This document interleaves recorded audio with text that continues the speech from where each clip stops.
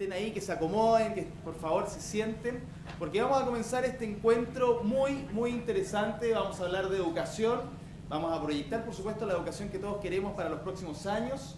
Sabemos que este es un encuentro que tiene que ver profundamente con las elecciones presidenciales que se nos vienen, pero por supuesto también siempre en educación, ustedes lo saben mejor que yo probablemente, los tiempos son muy largos, hay que pensar a largo plazo y este es un buen punto de partida.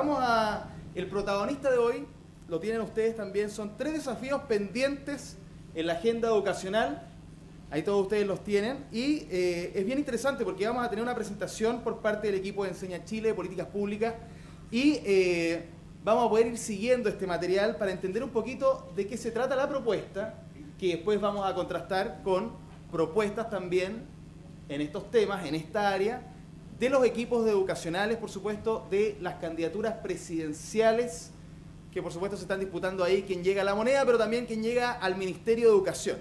Bien, les avisamos de todas maneras que todos podemos participar, los que estamos aquí presentes, estamos en streaming también, por la página de Facebook, para que le digan a todos sus amigos, a sus cercanos, y además podemos participar a través del Twitter con el hashtag que sea tema. Me presento, mi nombre es Francesco Gazzella y voy a acompañarlos esta tarde. Vamos a hablar de distintas cosas, pero como les decía, los principales objetivos que se propuso aquí el equipo de Enseña Chile y también de egresados tiene que ver con plantear fuertemente cuáles son los desafíos educacionales entonces en torno al aula. Y le vamos a agradecer a los colaboradores de este encuentro, a la Facultad de Economía y Negocios de la Universidad de Chile, a la Fundación Ciudadano Inteligente y también, por supuesto, les queremos decir fuertemente que participen en este hashtag porque sus preguntas van a poder ser llevadas a nuestros panelistas en ciertos minutos a través de él. A través del Twitter nosotros vamos a canalizar ciertas preguntas que les vamos a ir haciendo entonces en torno a esta jornada. Vamos a comenzar este encuentro, después yo les voy a explicar cuáles son las reglas de lo que vamos a ver después, con los panelistas, cómo van a... Bueno, aquí están presentes, después por supuesto los vamos a presentar, pero les voy a explicar un poco cómo podemos participar todos y hacer de esto una conversación bien entretenida. Comenzamos entonces con el director ejecutivo de Enseña Chile, Tomás Recart, quien viene ahí. Por favor, un aplauso. Nos va a venir a presentar este encuentro. Adelante. Muchas gracias, Francesco. Muchas gracias a todos por venir. Yo voy a ser bien escueto y bien corto porque los protagonistas van a ser ustedes, van a ser aquí nuestros invitados presentes. Están todos deseosos de escuchar propuestas, de escuchar los 3 desafíos que presenta este grupo de políticas públicas en Chile. Yo solamente quiero resaltar que este grupo, a mi juicio, tiene 3 cosas fundamentales. Uno, tiene un grupo de interés bien específico, que son los estudiantes de los colegios más vulnerables de Chile. Segundo, tiene una diversidad que a mi juicio es digna de resaltar. Es gente de distintas disciplinas, de distinto color político, de distinta ideología, se podría decir, pero que ha estado en distintas partes del país, en el fondo, haciendo clase. Es una perspectiva que yo creo que vale la pena sumar. Y tercero, después de un proceso largo, donde ellos han reflexionado cuáles son las cosas que más les preocuparon en la sala de clase y cuáles son las oportunidades más grandes que ven, ellos llegan a la propuesta que van a presentar hoy día. Y lo que quiero resaltar de esta propuesta es que ellos nos dicen, esto hoy día no es tema. Esto hoy día no está en la agenda. Esto hoy día no tiene la prioridad que debería tener. Entonces, nuestra invitación es que justamente, como decía Francesco, es que esto sea tema. Y por ende, quiero, sin ir más lejos, invitar a María Paz Arriagada, a Francisco Ovalle y a Pamela Meléndez para que nos digan cuáles son esas 3 cosas que ellos, en el fondo, como conjunto, como grupo de políticas públicas, quieren hoy día que sea tema. Muchas gracias.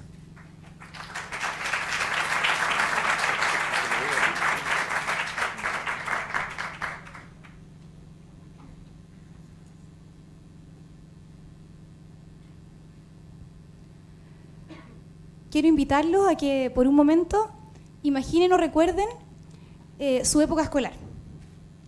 ¿Cuántas veces un profesor ha recibido una prueba en blanco? ¿Cuántas veces hemos escuchado frases como yo no sirvo para matemática, me aburro, me carga leer? ¿Y esto para qué me sirve? Lamentablemente, no hemos dejado de escuchar estas preguntas. Por eso queremos invitarlos a que nos enfoquemos en 3 desafíos que nos preocupan a partir de nuestro paso por la sala de clases. El primero de ellos nos dice que nuestro sistema educativo no está motivando a nuestros estudiantes. A nosotros, los profesores, nos toca encontrarnos día a día con estudiantes que han perdido el sentido del aprendizaje, que creen que no se la pueden.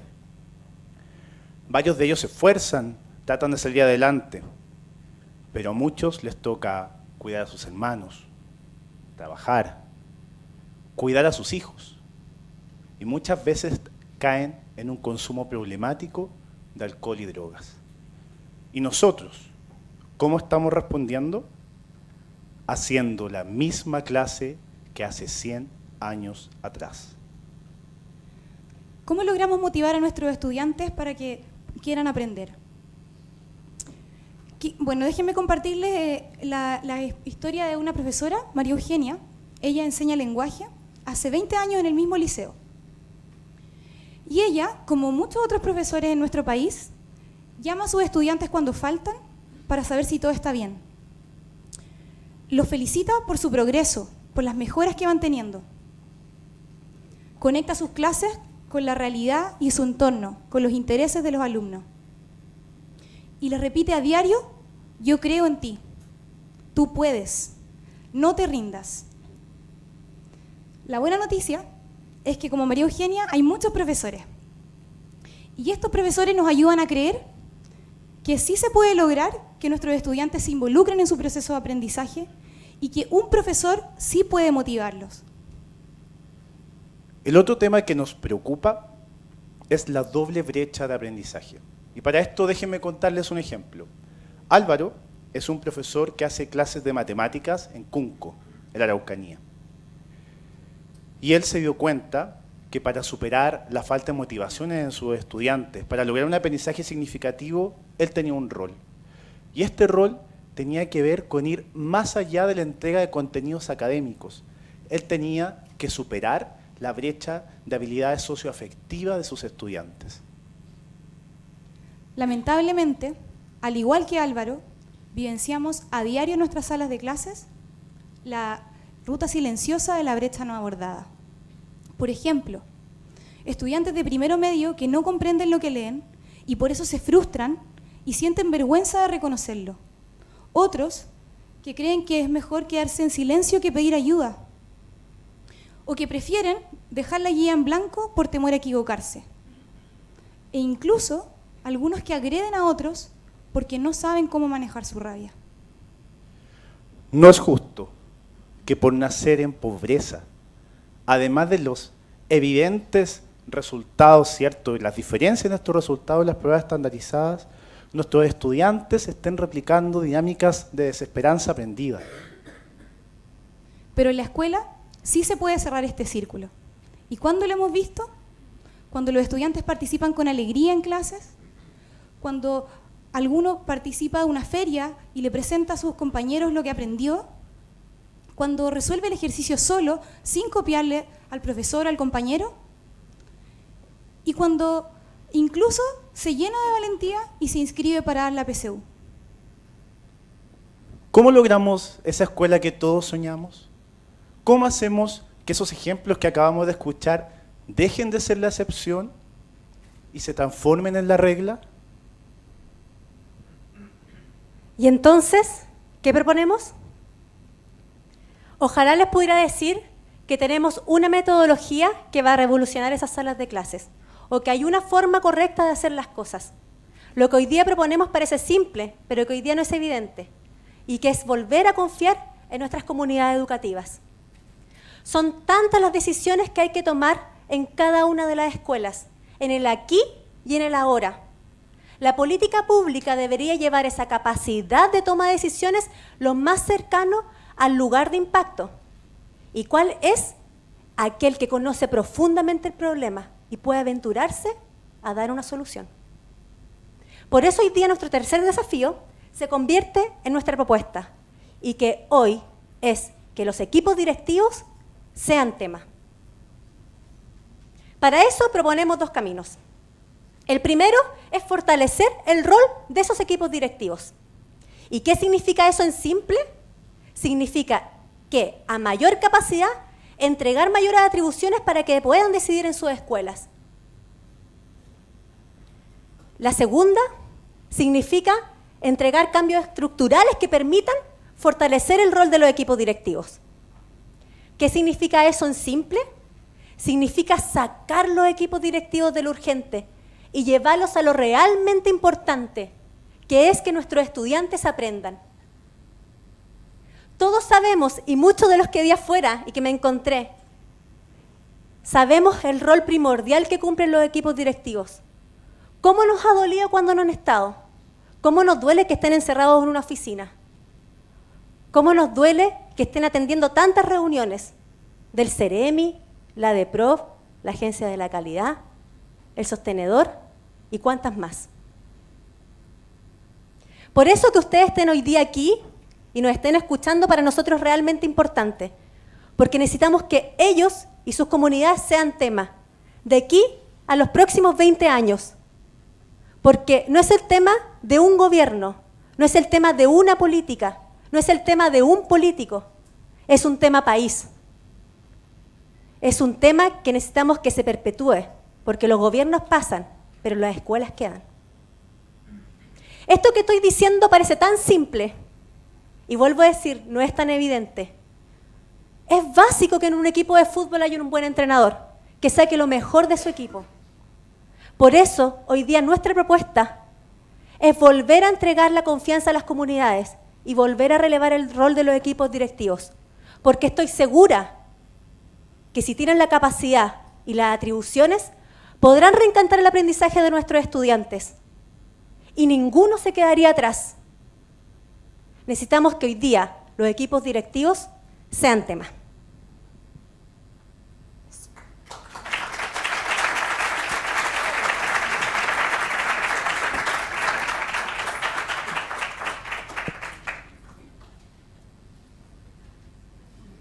Bien, un nuevo aplauso, estuvo muy interesante, había mucha pasión, eso siempre es muy bueno, mucha pasión en la presentación, 3 desafíos pendientes de la agenda educacional.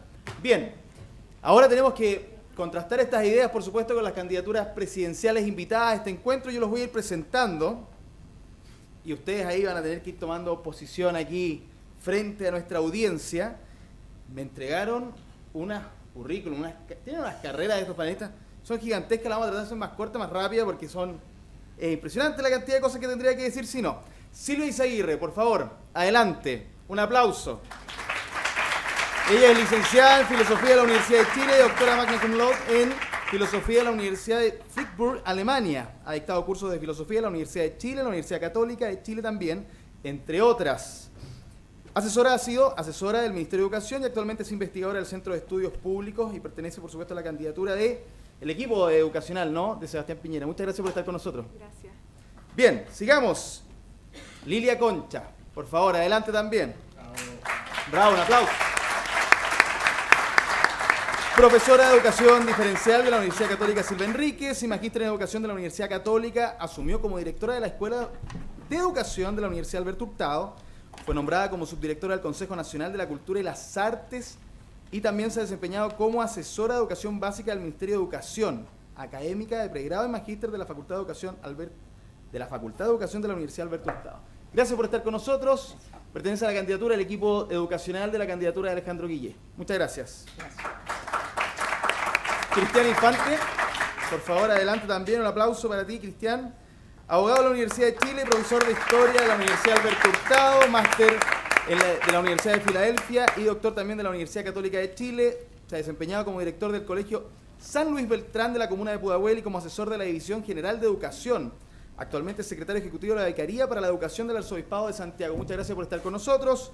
Miembro del equipo educacional de Carolina Goich, gracias por estar aquí. Y también vamos a presentar a Gonzalo Muñoz.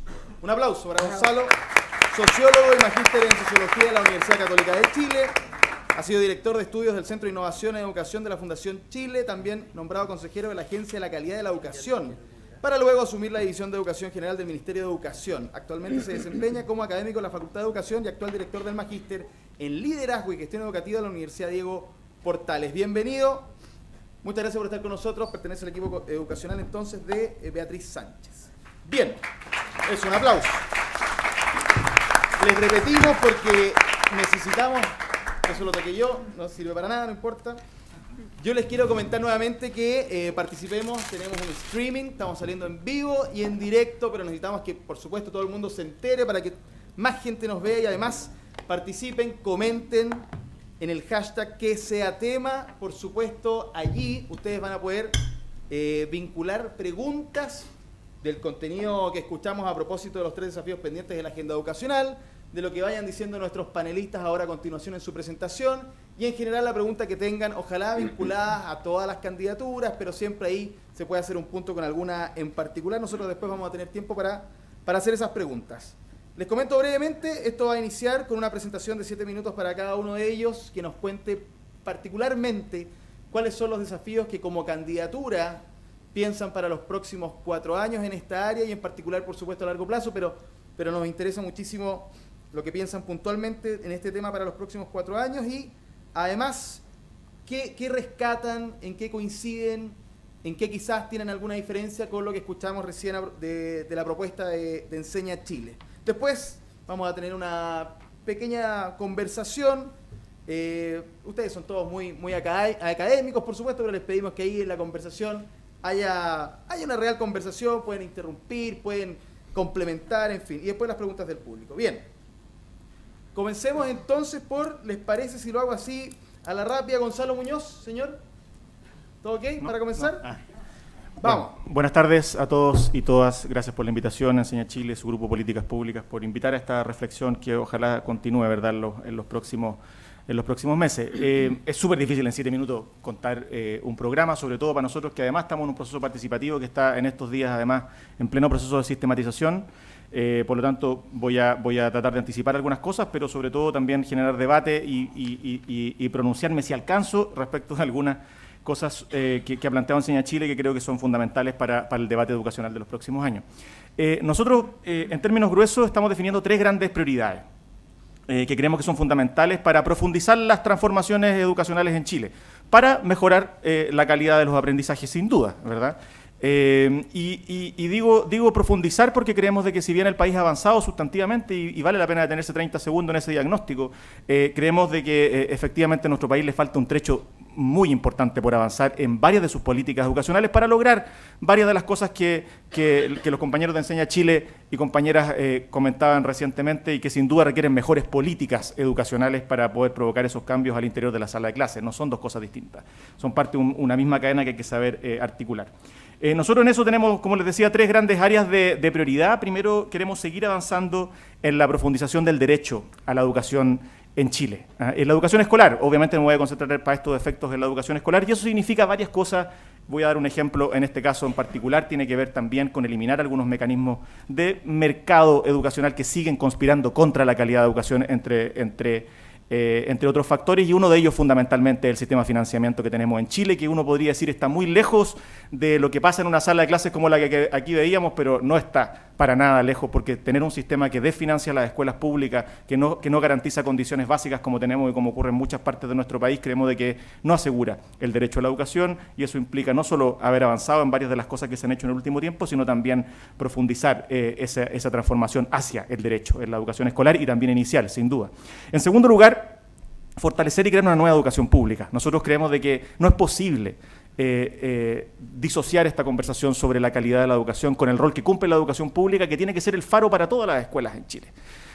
Y eso significa en serio pensar cómo la educación pública es el espacio donde queremos que todas estas cosas que estamos comentando acá ocurran. Y eso supone una política mucho más agresiva de fortalecimiento de la educación pública, no solo desmunicipalizando, que es algo que discutimos hoy día, sino de cómo, por ejemplo, en contextos de alta fortalecimiento demográfico, crecimiento demográfico, ¿verdad?, creamos también escuelas públicas que sean este faro de calidad, como he mencionado. Y en tercer lugar, y esto yo diría es lo más importante para efecto de lo que vamos a discutir hoy día, creemos de que hay que repensar el sentido de la educación y, por tanto, sus contenidos y su evaluación. ¿ya? Y me voy a detener en esto porque creo que acá está el corazón de la propuesta también de Enseña Chile, y a nosotros, para serles muy franco, nos sorprendió muy gratamente ver cómo Enseña Chile hoy día está proponiendo, por ejemplo, hacer una revisión profunda de las pruebas estandarizadas, tener una discusión sobre el currículum nacional, pero hacerlo participativamente. Hoy día necesitamos esa discusión en Chile, ¿verdad?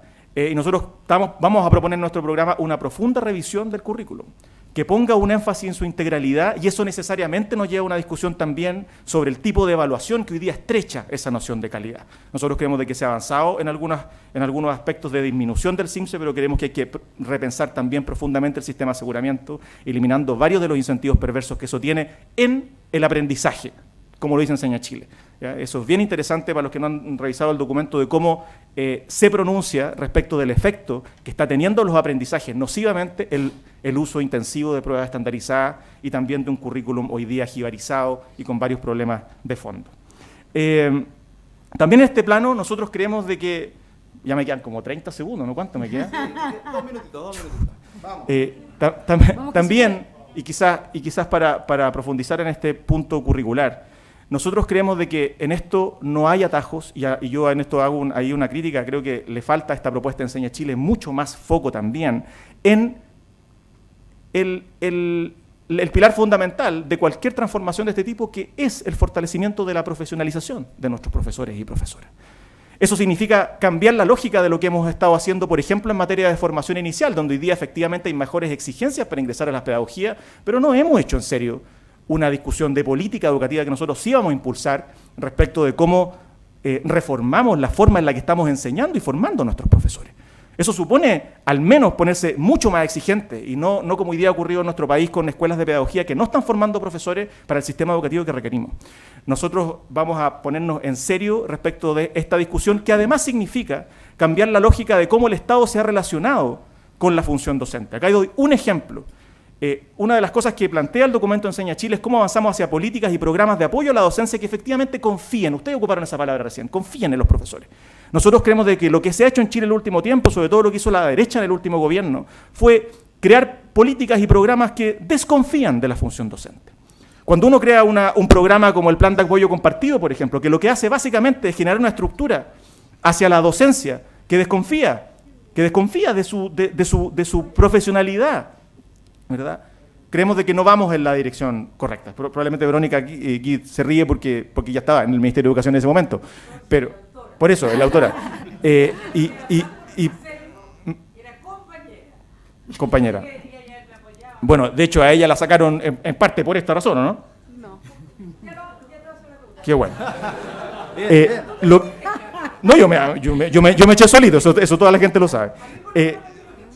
Bueno, lo que quiero decir con esto es que pensar la función docente desde la profesionalización y no desde la desconfianza, como hemos hecho con la manera en la que hemos construido sistemas de evaluación, con el sistema de aseguramiento, con el tipo de uso que le hemos dado a las pruebas estandarizadas, creemos de que estamos en una dirección contraria a la necesaria, y por eso que hoy día nosotros vamos a avanzar en una política de profesionalización que efectivamente siga mejorando las condiciones de nuestros profesores, que siga avanzando también hacia generar políticas de apoyo a esos profesores, tanto en la formación inicial como continua, que efectivamente den el salto que el país requiere, pero haciéndonos cargo entonces de también un conjunto de otros elementos que ya iremos discutiendo también a lo largo de esta jornada. Muchas gracias. Bien, Gonzalo, justo en el tiempo, ¿ah?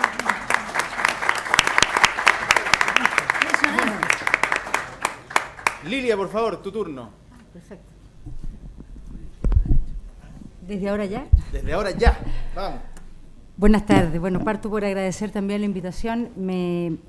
Me parece, y quiero destacarlo, que cuando uno lee la propuesta de Enseña Chile se da cuenta de que cuando construye diagnóstico desde la reflexión de la realidad, desde la complejidad que tiene el terreno, comienza a encontrar mucho más acuerdos de los que cuando uno sencillamente teoriza sobre educación. Yo también quiero coincidir con Gonzalo en que observé bastantes coincidencias, fundamentalmente en el diagnóstico, en relación al sistema educativo. Y me pareció que las preguntas que formularon como problematización central son bastante claves. ¿Cómo logramos que los estudiantes se involucren activamente en sus procesos de aprendizaje? El primer nudo, modelo educativo. A nosotros nos preocupa muchísimo que efectivamente el modelo educativo que hemos tenido ha dejado la educación desprovista de sentido. Ha hecho que el concepto de calidad se restrinja a resultado de pruebas nacionales estandarizadas, lo que ha sacrificado, a nuestro juicio, un mandato social fundamental de la escuela, que es la formación integral y la formación de ciudadanía. ¿Cómo lograr que los niños vuelvan a amar el aprender, vuelvan a sentir sed por saber y por lo tanto sientan que efectivamente la escuela a la que asistan los prepara para la vida? ¿Cómo lograr que esta escuela que construimos, esta escuela que queremos, permita que sea la antesala del Chile que soñamos? Eso implica y exige un nivel de acuerdo social, pero también implica sincerar aquellas diferencias que tenemos como visiones sociales, políticas o ideológicas. A mi juicio, en educación, tener posiciones políticas o ideológicamente neutras es imposible. Comparto con Gonzalo, así que vamos a compartir muchas cosas, que el derecho social, el reconocimiento de la educación como un derecho social y el rol que el Estado debe tener como garante de ese derecho y no solo, por lo tanto, limitarse a un rol subsidiario, es una cuestión fundamental en la que debemos seguir avanzando. Se han dado pasos importantes, pero nuestro es sustantivo seguir profundizando y modificando los cambios estructurales que son necesarios. Eso implica repensar el sistema de financiamiento. No es posible garantizar condiciones de calidad educativa cuando tienes ingresos permanentes con gastos que son, o sea, cuando tienes ingresos variables con gastos que son permanentes. No es solo un tema de monto, es un tema de estructura y de forma en que se asignan los recursos. Una escuela mes a mes tiene que proyectar a mantener y sostener gastos que son permanentes por ingresos que no sabemos cuáles van a ser el mes siguiente. Además, esa variabilidad de ingresos se calcula en función de un promedio de asistencia. Y sabemos, porque es demasiado obvio, que allí los más castigados son las escuelas que atienden a la población de mayor vulnerabilidad social. Por razones obvias, en los meses de invierno, en las inundaciones, donde hay mayor inasistencia o mayor dificultad para garantizar asistencia a clases, en los sectores y en los contextos de mayor pobreza. Por lo tanto, allí donde esos ingresos más se necesitan, es donde más castigamos con el sistema de financiamiento que tenemos. Entonces, allí en esas prioridades concordamos. Queremos sin duda que el sistema ha generado estímulos perversos que nos hacen entrar en esta tensión y en esta especie de dilema existencial. Declaramos, y pareciera que ahí hay unanimidad y acuerdo, que queremos una educación para la formación ciudadana y para la formación integral. Pero por otro lado, tenemos un CIMSE que a la hora de ponderar para el índice que permite el ordenamiento de las escuelas, con consecuencias, algunas que pueden llegar a ser consecuencias punitivas muy duras, podrían significar eventualmente incluso el cierre de escuelas. Cuando eso ocurre, el CIMSE, por ley, debe tener una ponderación de al menos un 67%, y en los hechos está teniendo una ponderación de entre un 73 y un 77% en relación a otros indicadores, como son la formación de ciudadanía, la convivencia escolar, la participación, los índices de retención para disminuir la deserción escolar, la equidad de género, entre otros. Allí ya estamos mandando una señal que es absolutamente contradictoria. El CIMSE evalúa solo algunas áreas del currículum y además dentro de esas áreas evalúa solo algunos ejes. Para dar un ejemplo, voy a referirme al lenguaje porque es lo que más manejo. En el caso del lenguaje, lo que es más fácilmente evaluable para pruebas nacionales y estandarizadas es comprensión de lectura. Por lo tanto, los ejes de expresión oral, los ejes de producción de texto quedan desfavorecidos. Eso implica instalar en la escuela la idea de que si yo voy a tener consecuencias punitivas tan graves que podrían significar incluso eventualmente el cierre de la escuela, ponerme a entrenar, ponerme a aplicar proyectos y estrategias de lógica de entrenamiento para algunas habilidades o destrezas más fáciles de medir a la luz de una prueba estandarizada nacional en el eje de comprensión lectora. Eso empuja la pedagogía y la didáctica. La evaluación ejerce una presión, y eso lo dice también Enseña Chile, y lo comparto absolutamente. Está sometida a una presión, la escuela, la sala de clase, está sometida a una presión y a un estrés externo que está en gran medida puesto por las pruebas nacionales estandarizadas, que hace que la profesora y el profesor de aula sienta que tiene que dedicarse exclusivamente al entrenamiento de las habilidades de comprensión lectora dentro del lenguaje, por ejemplo, ni siquiera de todos los ejes o de la visión integral que el desarrollo del lenguaje debiera tener. Entonces creemos que allí hay que hacer una revisión profunda en cómo conversa un sistema de evaluación del sistema de calidad que amplíe la mirada de calidad, que no la restrinja solamente a las pruebas estandarizadas, que por lo tanto promueva y genere estímulos virtuosos para la promoción del desarrollo integral y la formación de ciudadanía en las escuelas, y donde además se integre con fuerza esto que también Enseñar Chile dice, que es cómo nos hacemos cargo de la doble brecha. El tema socioemocional, socioafectivo, es particularmente dramático en las escuelas que trabajan en contextos de pobreza. Se hace más grave frente a la desigualdad social y es imposible de abordar si solo medimos la calidad restringida a pruebas de 2 o 3 asignaturas que además en sí mismas se jibarizan en virtud de una medición estandarizada. Lilia, gracias. Súper Muy bien, muchas gracias. Están muy bien en el tiempo, ¿eh? Así que Cristian va a tener un desafío ahí de seguir esa regla. Buenas tardes a todos y todas. Gusto estar aquí. Agradezco la invitación. Como tengo 7 minutos, voy a hacer 3 introducciones muy cortas y después voy a desarrollar a ver si alcanzo. La primera introducción me va a tomar un segundo. Adhiero todo lo que han dicho mis 2 compañeros acá sobre el derecho a la educación, la evaluación, etcétera, y lo doy por asumido en nuestro programa. Segundo lugar, aclarar que nuestro sistema educativo chileno es el que actual es el que más chilenos y chilenas ha educado exitosamente en toda su historia. Pero hoy día tocó techo, llegó al máximo de su potencial.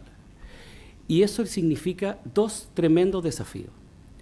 Un primer desafío, todos aquellos que con motivo de un sistema tan estructurado quedaron fuera.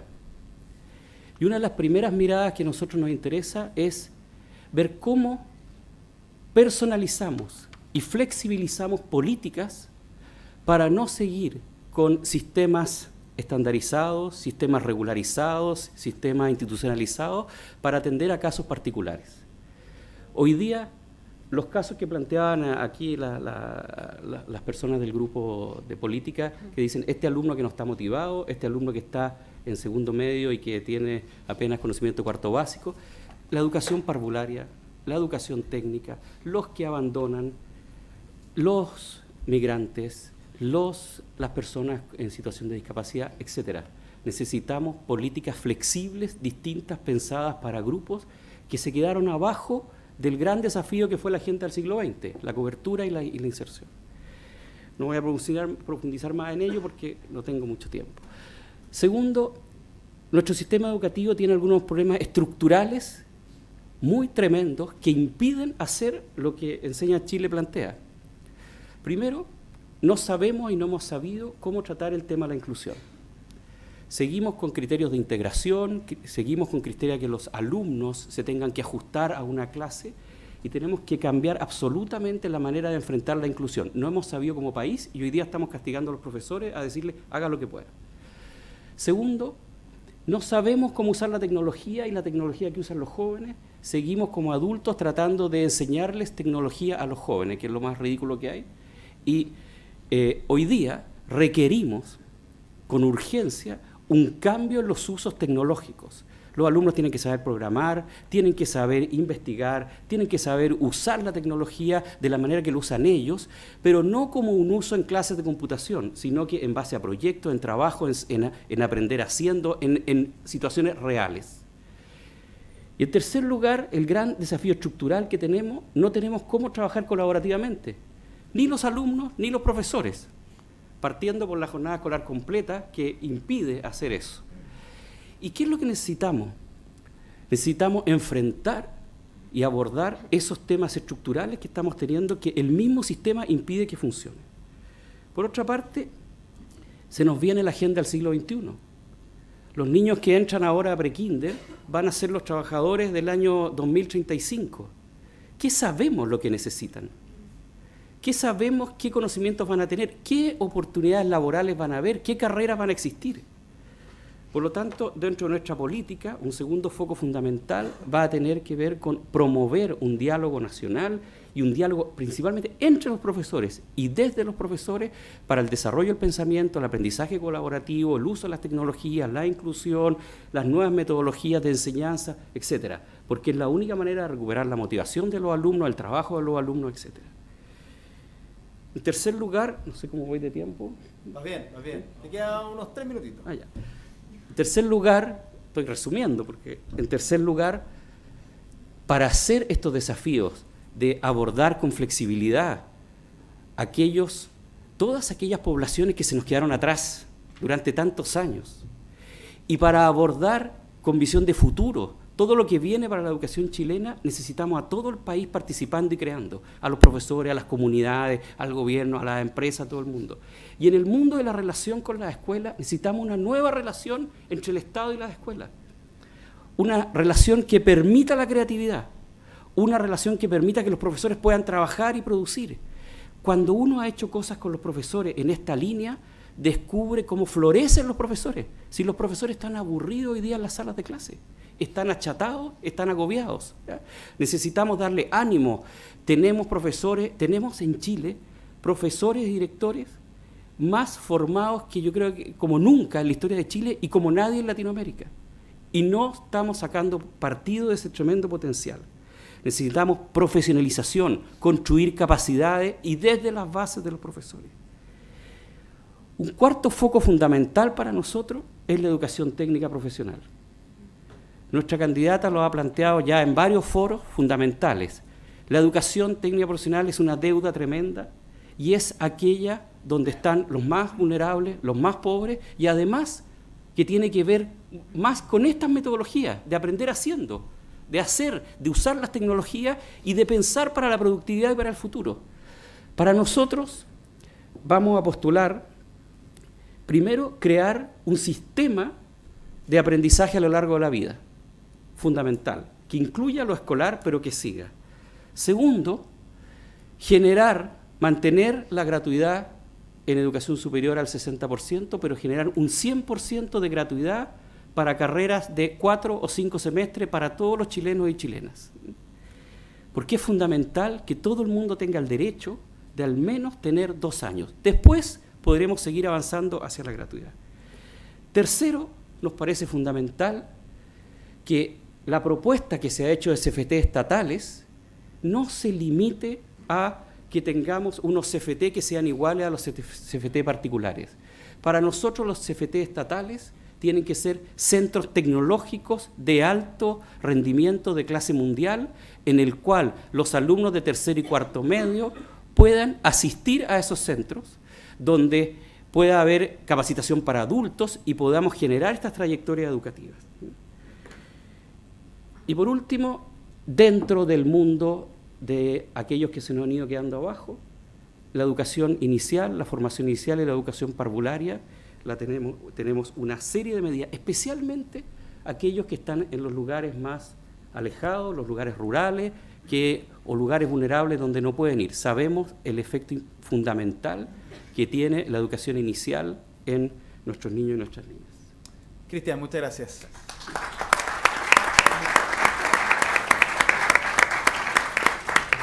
Silvia. Muchas gracias. Yo creo que hace tiempo, ya tal vez como 10 años o más, cuando surgió la Revolución Pingüina, que no hemos parado de hablar de educación y la educación se ha vuelto un tema central o por lo menos uno de los grandes temas del debate público y sin embargo yo echo de menos hablar de educación.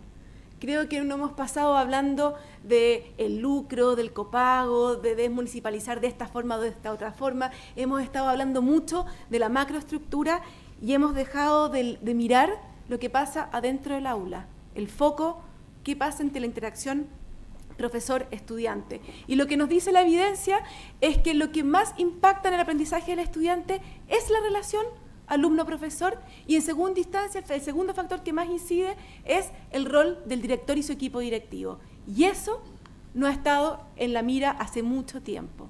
Y creo que es muy bueno, y por eso me gusta mucho la presentación de Enseña Chile, que vuelve a poner el foco donde hay que ponerlo, en el aula. Pueden haber temas macro, de la macroestructura que también sean importantes abordarlo, pero yo creo que la urgencia está adentro del aula, y por eso felicitar a Enseña Chile por obligarnos a poner el foco ahí. Nuestra propuesta desde el Comando de Sebastián Piñera se basa en cuatro valores que creemos fundamentales para el sistema educativo. El primero tiene que ver con la libertad. ¿Cómo se construye la libertad? ¿Qué es la libertad? La expresión máxima de la libertad es la confianza en el otro. Es la confianza en que tú lo puedes hacer bien. Y yo creo en ti, y por eso se genera este espacio de libertad. La libertad respeta el nexo local, respeta la identidad local de cada comuna, respeta que cada comunidad escolar pueda desarrollar su proyecto educativo, ¿verdad?, que responda a las necesidades de esa comunidad, de esa familia. La libertad entonces funciona en base a la confianza.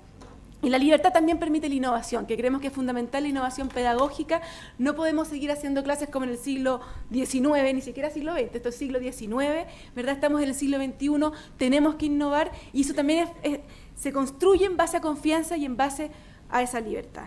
Pero esta libertad no sirve de nada si no va acompañada de calidad, ¿verdad? Esa libertad por la libertad no nos sirve. Acá tenemos que asegurar que todos los niños en este país tengan las habilidades y las herramientas para poder enfrentar el siglo XXI, para poder llevar a cabo sus proyectos de vida. ¿Y qué significa calidad? Acá podemos tener un gran debate sobre calidad, porque claramente es una palabra sumamente compleja. Pero calidad significa en última instancia que nuestros jóvenes, nuestros niños, tengan las capacidades para poder desplegar sus proyectos de vida. Y eso significa, hoy día en el siglo XXI, tener habilidades del siglo XXI, tener comprensión lectora, poder tener habilidades matemáticas, tener habilidades socioemocionales, y habilidades también blandas que les permitan desempeñarse. ¿Y qué es lo que se puede hacer desde la estructura, ¿verdad?, educativa, del sistema educativo, para poder apoyar ese proceso que tiene que llevarlo a cabo al final y en última instancia el docente con sus estudiantes? En primer lugar, desburocratizar el sistema escolar. Hoy día el Ministerio de Educación se encarga de asfixiar a los directores. ¿Qué queremos? Que los directores tengan la mayor cantidad de tiempo para que puedan ir y acompañar a sus docentes, hacer observaciones de aula, poder desarrollar estrategias de mejoramiento continuo junto con su comunidad escolar, y no estar llenando planillas de Excel en el computador o llenando 3 plataformas distintas para subir las rendiciones de cuentas de cada una de las partidas económicas. Queremos entregarle autonomía a los directores. Creemos que son fundamentales, son los que están in situ con sus profesores y saben dónde les aprieta el zapato. Eso exige entregarle los recursos a los directores y no que pasen intermediados por servicios locales que a veces ni siquiera les llegan los recursos, y sabemos que eso sí pasa. Queremos además no solamente que les lleguen los recursos a los directores, sino queremos que puedan disponer de esos recursos como ellos mejor consideren. Hoy día las platas CEP, por ejemplo, tienen un montón de restricciones que no permiten sacar el mejor provecho de esos recursos. Lo mismo con las platas PIE, que son para integración escolar. Incluso con la ley de inclusión se cambió totalmente la lógica de cómo otorgar los dineros, o sea, cómo gastar la subvención. Antes habían cosas que estaban prohibidas con el uso y todo lo demás estaba permitido. Hoy día eso cambió, hoy día está todo prohibido y solo se permiten algunos usos. Eso es la lógica de la desconfianza. Esa es absolutamente la lógica de desconfianza, es una burocracia eterna. Hay que cambiar esa lógica. Tenemos que fiscalizar que se usen bien, hay que tener buenas rendiciones de cuenta, transparentes, efectivas y rápidas, pero tenemos que confiar en nuestros profesores, que son ellos los que saben cómo mejor se ocupan los dineros. Tenemos también en calidad que fortalecer la formación de los docentes. Acá los grandes deudores, a mí me parece, no quiero decir un culpable, pero si hay un gran deudor son las universidades. Aquí las universidades no han estado a la altura de formar a nuestros profesores. Tenemos una revolución en metodologías pedagógicas que están llevándose a cabo hace décadas a nivel internacional, y acá seguimos formando a nuestros profesores como hace 200 años atrás.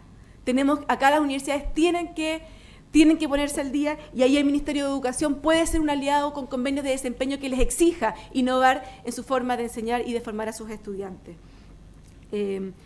También creemos que en calidad los recursos pedagógicos. Hoy día se habla mucho de la rigidez curricular, pero hay colegios en Chile que con este currículum han eliminado las asignaturas y trabajan solo con proyectos. Tenemos colegios hoy día en Chile que con este currículum trabajan con STEM, que es ciencia, tecnología, ingenierías y matemática, todo integrado y aprendiendo juntos. Tenemos colegios que han innovado en su plano curricular. Por lo tanto, el currículum no es el principal obstáculo. El principal obstáculo son los libros de texto que envía el Ministerio de Educación a las escuelas y que los profesores por recarga se siguen a eso, ¿verdad? Y resulta que estos libros de texto, si yo los comparo con el que ocupaba mi papá hace 50 años atrás, es muy parecido, seguramente de peor calidad incluso. Entonces ahí tenemos un tremendo desafío. Tenemos que entregar recursos pedagógicos para los profesores que sean útiles, dinámicos, flexibles, que le den ideas para innovar. Tenemos que apoyar a nuestros profesores y darles confianza para que innoven. Nosotros vamos a crear el Fondo de Innovación Pedagógica. Es un fondo para que una señal desde el nivel central diciéndole a los profesores innoven, los apoyamos y acá están los recursos, concursen, gánenselo y compartan sus experiencias para que podamos todos aprender de eso. En TP es una gran deuda. Hoy día hablamos de educación escolar, pero nunca hablamos de TP. TP está absolutamente abandonado. No tenemos indicadores de calidad para TP.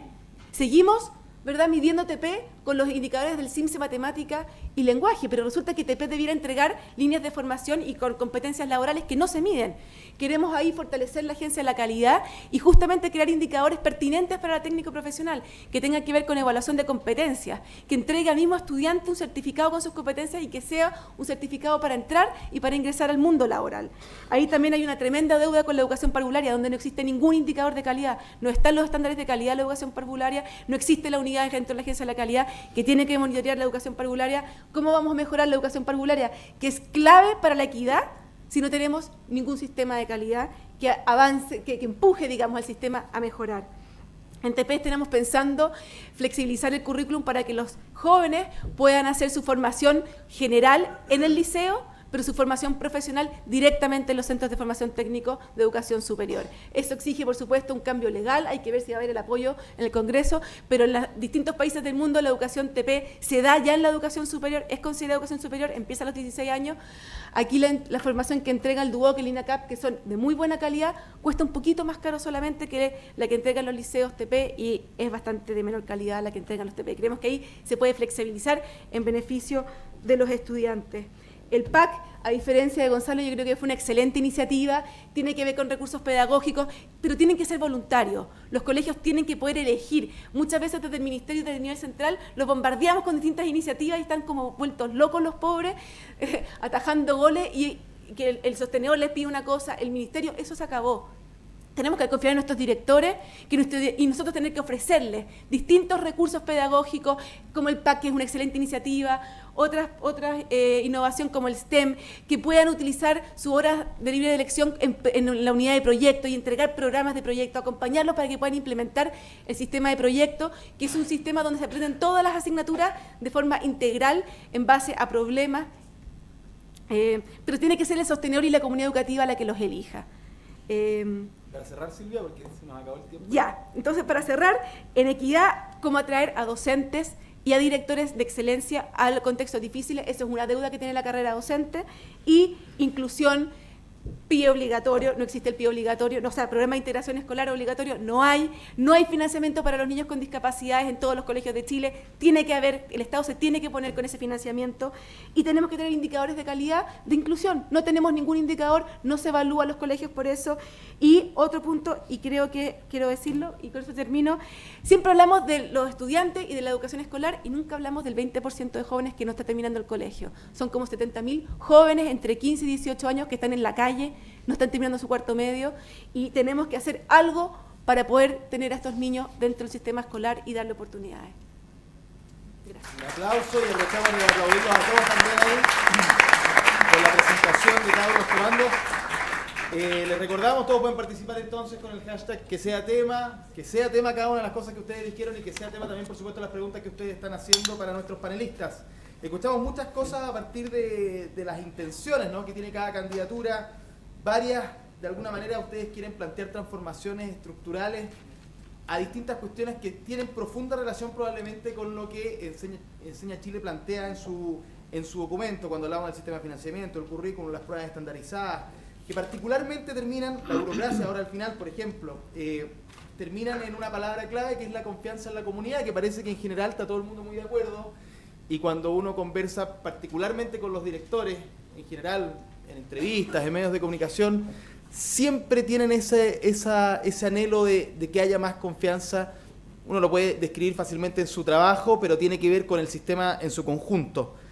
Para entender un poquito más cada uno de los proyectos, de las ideas y de lo que pueden realmente hacer ustedes en 4 años como candidatura, como gobierno futuro.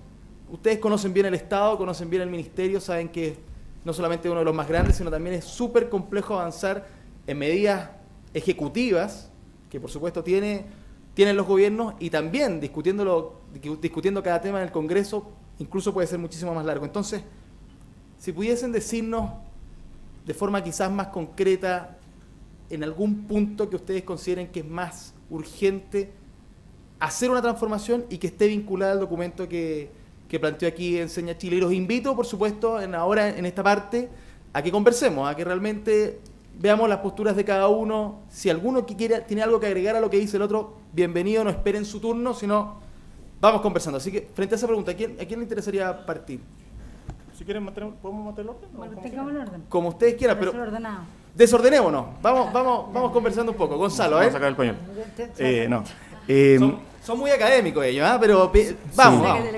A ver, yo creo que primero, desde el punto de vista nuestro, creemos de que es fundamental y algo súper concreto realizar un proceso de revisión de los contenidos curriculares que hoy día tiene la educación obligatoria. Eso significa hacerlo con niveles de participación distintos a lo que hoy día exige la normativa, primero.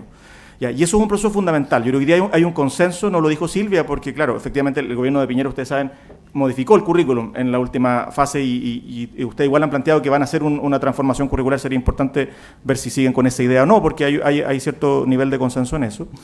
Y implica también hacer una transformación profunda del sistema de evaluación. Yo considero, para ser bien franco, bien impresentable que uno diga acá que hoy día el desafío es confiar, digo desde la perspectiva de la derecha educacional, confiar en las escuelas y hablar de concepto de burocratización, cuando la principal asfixia del propio documento de Enseña Chile es la presión que le ha puesto el sistema de evaluación a nuestras escuelas y liceos. Y esa asfixia y esa profundización de la desconfianza en las escuelas es algo que ha promovido la derecha educacional en Chile. Entonces, no sé, lo tiro sobre la mesa para que debatamos un poco, porque es cierto que uno podría seguir diciendo, bueno, confiemos, si desde la palabra podemos decirlo. La pregunta es, ¿qué significa confiar en el profesor? ¿Qué significa confiar en que puede hacer una buena clase? No establecerle el formato de esa clase, que es la crítica que yo hago, ¿verdad?, al plan de apoyo compartido. ¿Qué significa entonces, si confiamos efectivamente en la escuela? Entonces, ¿seguimos creyendo en un sistema de evaluación que la cierra porque no lo hace bien? ¿Confiamos en la escuela? ¿Confiamos en un profesor con un sistema de evaluación docente como el que tenemos hoy día? ¿Confiamos efectivamente o no? Entonces, yo creo que de verdad ahí hay un punto crucial. Nosotros nos vamos a jugar por un replanteamiento del sistema de evaluación. Eso significa avanzar a ese sistema muestral, porque necesitamos información en Chile para saber los niveles de aprendizaje de nuestros estudiantes, seguir con comparaciones internacionales y tener un conjunto de pruebas formativas, terminar con los rankings que asfixian al sistema, terminar con aquellas evaluaciones que efectivamente hoy día ya toda la evidencia nos indica no nos contribuye a la mejora de la educación. Esas son 2 medidas concretas que vamos a proponer en el ámbito de fortalecimiento también de los aprendizajes y la asfixia de la escuela, pero confiando en serio. Silvia. A ver, cuando uno habla con un director y le pregunta por qué usted no está en el aula de su profesor observando esa sala, no te dicen el CIMSE, te dicen porque el Mineduc me mandó no sé cuántas planillas o minutas que tengo que llenar, porque resulta que me llegó el SIGE, porque tengo que llenar la SEP y el PIE y la subvención con planillas distintas o con plataformas distintas, porque resulta que ahora viene el DEPROV y me está diciendo no sé qué cosa, porque vino la super. Por lo general no es la respuesta, es el CIMSE. Mi experiencia, eso es lo que me dice. Y creo que ahí hay un tremendo desafío, porque efectivamente, si nosotros hicimos una revisión, al final cuando estábamos en el ministerio no alcanzamos lamentablemente a depurar eso, pero hoy el ministerio le enviaba al menos 4 tareas o 5 tareas a la semana al director que tenía que ejecutar, y él decía, yo gasto el 80% de mi tiempo en tarea administrativa, no para mejorar CIMSE, ojalá fuera para mejorar CIMSE, ¿verdad? Ojalá para otras cosas, pero no, ni siquiera para eso. Esto era gestión administrativa, burocracia pura. Entonces ahí hay un tremendo desafío que se puede hacer. Mucho de esa tarea administrativa no tiene que ver con desconfianza, tiene que ver con que le estamos pidiendo 5 papeles de distintas partes. La agencia le pide exactamente el mismo papel que la SUPER, que el Mineduc, en vez de coordinarse todo y pedirlo una vez y replicarlo en el sistema. Es decir, hay mucho que se puede hacer y que es grasa en el sistema y que es falta de eficiencia en la forma de rendición de cuentas. Y respecto del CIMSE, acá yo tengo un punto totalmente en desacuerdo con Gonzalo. Yo creo que es inmoral que el Estado financie escuelas de pésima calidad. Yo creo que si tenemos el sector privado, y creo que aporta mucho el sector privado, ¿verdad? Pero tenemos que tener rendición de cuentas. ¿Por qué el Estado va a financiar una escuela donde el 80 o 90% de esos niños no saben leer y escribir en primero medio? Eso es inmoral. ¿Y cómo vamos a saber si saben o no saben escribir si no los evaluamos? En una prueba muestral eso no aparece. Entonces, perdón, pero yo no quiero financiar con plata del Estado un sistema así, una escuela así. Me parece inmoral. Y claro, podremos conversar cómo mejoramos el sistema de rendición de cuentas, cómo mejoramos las evaluaciones. Hay evaluaciones que pueden ser positivas, busquémoslas, mejorémoslas. Pero a mí me parece que es importante que sepamos que nuestros niños están aprendiendo en todas las escuelas y que lo que vamos a financiar sí tiene calidad. Y en eso yo creo, o sea, nosotros por lo menos no vamos a transar. Ahora, mejoremos el sistema, súper, pero con esa condición. Al menos convengamos que si vamos a seguir entendiendo el sinónimo de CIMSE como de calidad, volvemos a estrecharnos y volvemos a meternos en una camisa de fuerza que es la que tiene ahogado el sistema. Al menos uno debiera eliminar las consecuencias punitivas, porque son muchas las razones que pueden explicar los resultados CIMSE de una escuela. En un sistema que ha promovido la competitividad entre las escuelas, los rankings y la competitividad entre los niños, incluso entre los docentes, la manera más fácil de obtener mejores resultados CIMSE era seleccionar estudiantes. Entonces las escuelas no eran buenas educadoras y buenas formadoras, eran buenas seleccionadoras de estudiantes, como quien selecciona buenos tomates para hacer buena salsa. Entonces es muy fácil que yo renuncie a mi responsabilidad y a mi deber ético de educación con aquel chico que es de más difícil educabilidad porque viene de un contexto de pobreza o desfavorecido, y por lo tanto me libere de él, y luego, porque me liberé de él y porque seleccioné, pude rápidamente obtener mejores resultados y aparezco en los primeros rankings y termino siendo premiada por ser una excelente escuela, mientras aquella escuela que sí respondió a su deber ético, que no renunciar a educar a ese niño que es más difícil de educar, aparece en los rankings castigada como una escuela de mala calidad. Entonces, partamos por entender qué es lo que vamos a comprender por calidad educativa. Entonces, en un sector, y hay que decirlo, en un sector que ideológicamente ha defendido lo que es la selección de estudiantes y lo ha asociado a calidad, que luego además crea que la calidad se restringe al resultado CIMSE, claro que estamos en un problema y ahí tenemos una diferencia profunda. Ahora, sí concuerdo contigo, absolutamente, en que hay que desburocratizar la tarea de los directores en las escuelas, eso es cierto. O sea, la gestión del sistema educativo debe ordenarse y alinearse al punto de poner al director como prioridad el líder pedagógico, el acompañamiento en aula, la innovación. En eso estamos de acuerdo. ¿Qué es lo que proponemos, por lo tanto? Ya hemos avanzado, porque todo esto es posible de plantear gracias a los avances que se han realizado, y yo quiero allí valorar sobre todo lo logrado en estos últimos 4 años.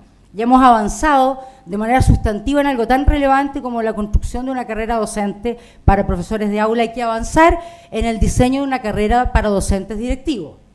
Y eso obviamente no lo tenemos, por lo tanto no tenemos, a pesar de que hay mucho conocimiento, y en eso comparto contigo, en relación a los perfiles de un buen director y de un buen líder pedagógico. Eso debe traducirse en políticas públicas donde el sistema educativo favorezca ese tipo de liderazgo y por lo tanto lo premie y por lo tanto lo empuje. Perfecto. Démosle la oportunidad también a Cristian, que quería comentar aquí un punto. Y allí solo para cerrar, por lo tanto hay cuestiones de decisión de gestión que son fáciles de tomar. Comparto que el sistema de rendición de cuentas y de financiamiento es algo que hay que simplificar. En relación a las subvenciones es una ridiculez rendirse por un lado, pide por el otro subvención general, pero eso responde a la misma lógica del CIMSE. La lógica de la desconfianza y de la deslegitimación sobre las comunidades educativas y sobre los docentes tiene que ver con CIMSE y también tiene que ver con la excesiva burocratización que colocamos para controlar, fiscalizar y asfixiar cada vez más a la escuela. Gracias. O sea, allí hay coherencia. Bueno, primero yo me alegro que estemos hablando de confianza. Yo era director de colegio en la época del gobierno de Sebastián Piñera y sufríamos cuando llegaba la superintendencia a revisarnos los 250 hallazgos que esa superintendencia inventó y que el superintendente mensualmente hacía unas conferencias de prensa diciendo que había pasado 5.000 millones de multas, 6.000 millones de multas y estaba feliz. Entonces, eso creó un sello en la relación entre el Estado y los colegios que fue muy dañino. Hoy día todo el mundo le tiene temor a la agencia y la superintendencia porque cuando se creó la agencia, se creó sobre la base de 250 hallazgos. Entonces llegaba una persona y te revisaba entero el colegio y obviamente caías en un hallazgo y te ponían en letra B o en letra C. Era imposible salvar si te pasaban multa. Entonces, ojalá que eso no se repita, ¿ya? Porque si ahora este mismo gobierno está hablando de confianza, está hablando de creer en las direcciones y todo, cuando creó un sistema terrorífico de desconfianza, de control, de burocratización impresionante, que uno no lo entiende. Bueno, lo segundo es que la pregunta es, ¿cuál es lo central y cuál es lo secundario aquí? Porque los contextos van cambiando en los países. Y la pregunta es, ¿qué es lo central hoy día? Lo central hoy día es que el derecho a la educación no puede ser un eslogan, ni puede ser solo un acceso.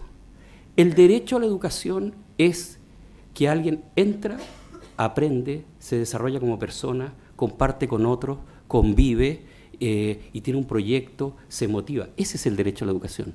No es solo acceder a algo. El acceso es un paso fundamental. Gracias a Dios tuvimos la ley de inclusión, la carrera docente y leyes que rompieron o intentan romper estos conceptos de calidad basada en selección o en eliminar a todos aquellos que no pueden ser excluidos y que están en los márgenes. ¿Cuál es lo esencial hoy día? Lo esencial es que todo chileno tiene el derecho a estar en una sala de clase y aprender.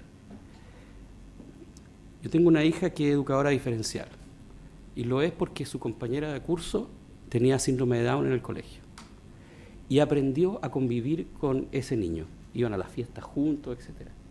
Y aprendió a entender el aporte de ese niño. Cuando uno a un niño en una sala de clase, un niño síndrome de Down, lo saca para el aula de recursos, no tiene ningún sentido.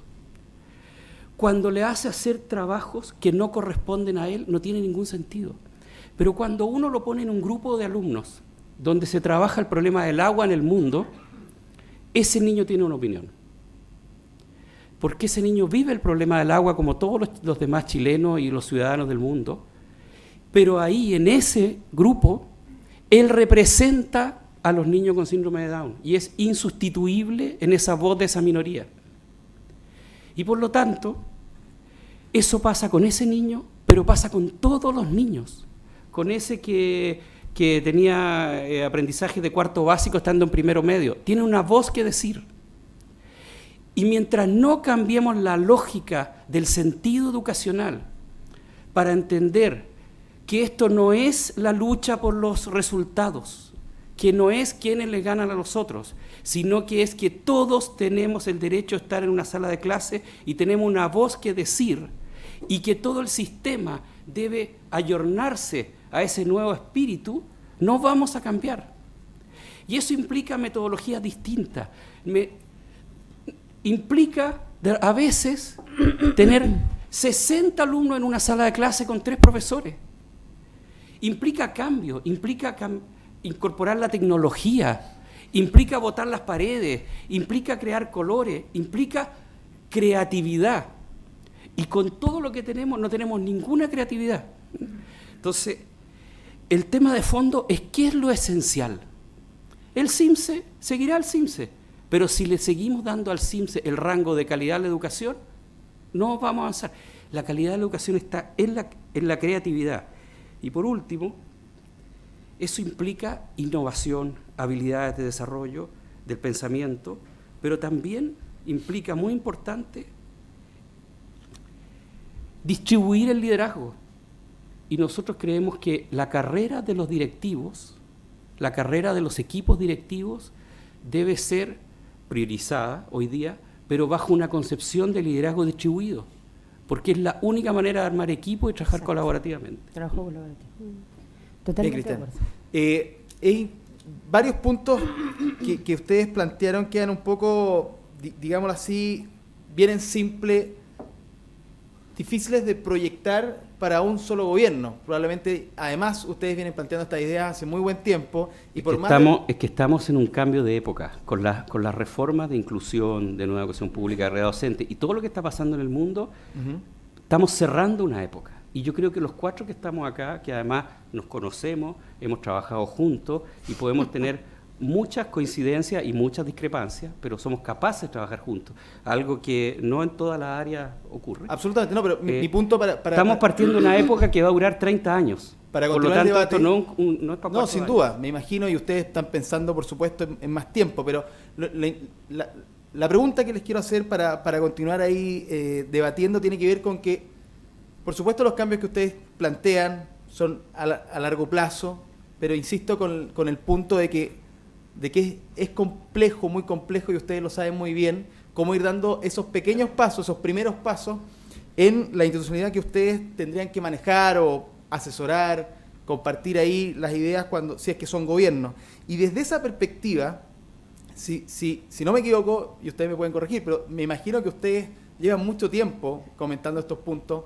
Si se conocen, sin duda los han conversado antes, han tenido otros paneles y lo han conversado con quienes han sido los dirigentes de este país u opositores a los gobiernos. Entonces, ¿dónde está la clave, creen ustedes también, para que finalmente destrabemos estos problemas? Porque de CIMSE, ¿cuántos años se lleva hablando? Más allá de las diferencias que ustedes nos plantearon acá.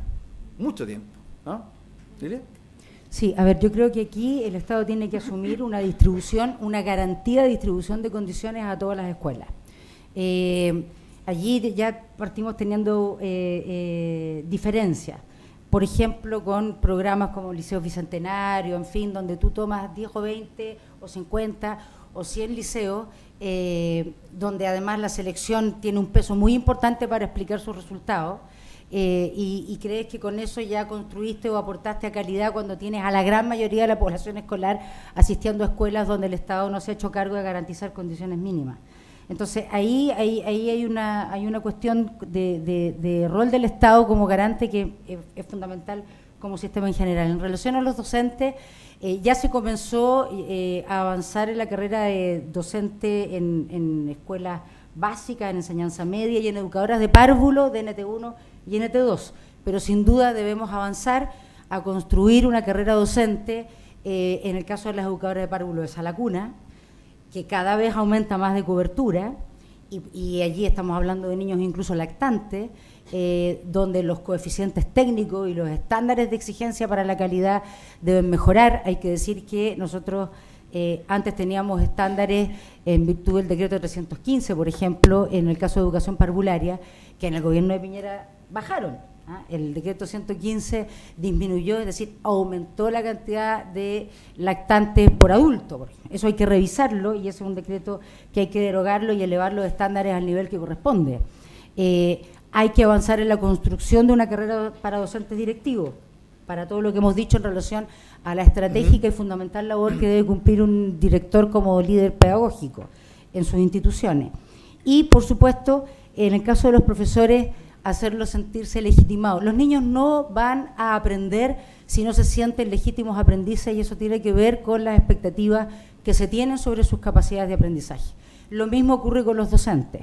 Si no se sienten legitimados como profesionales y no se sienten tratados como profesionales y no simplemente como replicadores de modelos prescritos o diseñados en otros lados y que no siempre son pertinentes a las diversas realidades que los profesores enfrentan, entonces no vamos a lograr la profesionalización docente. Gracias. Allí Tratemos solo de ser más breves para que alcancemos a conversar. cerrar, por lo tanto, con avanzar, porque esto es importante. Efectivamente, los profesores han acumulado una gran cantidad de horas de capacitación, probablemente muchas más que la de otros grupos profesionales.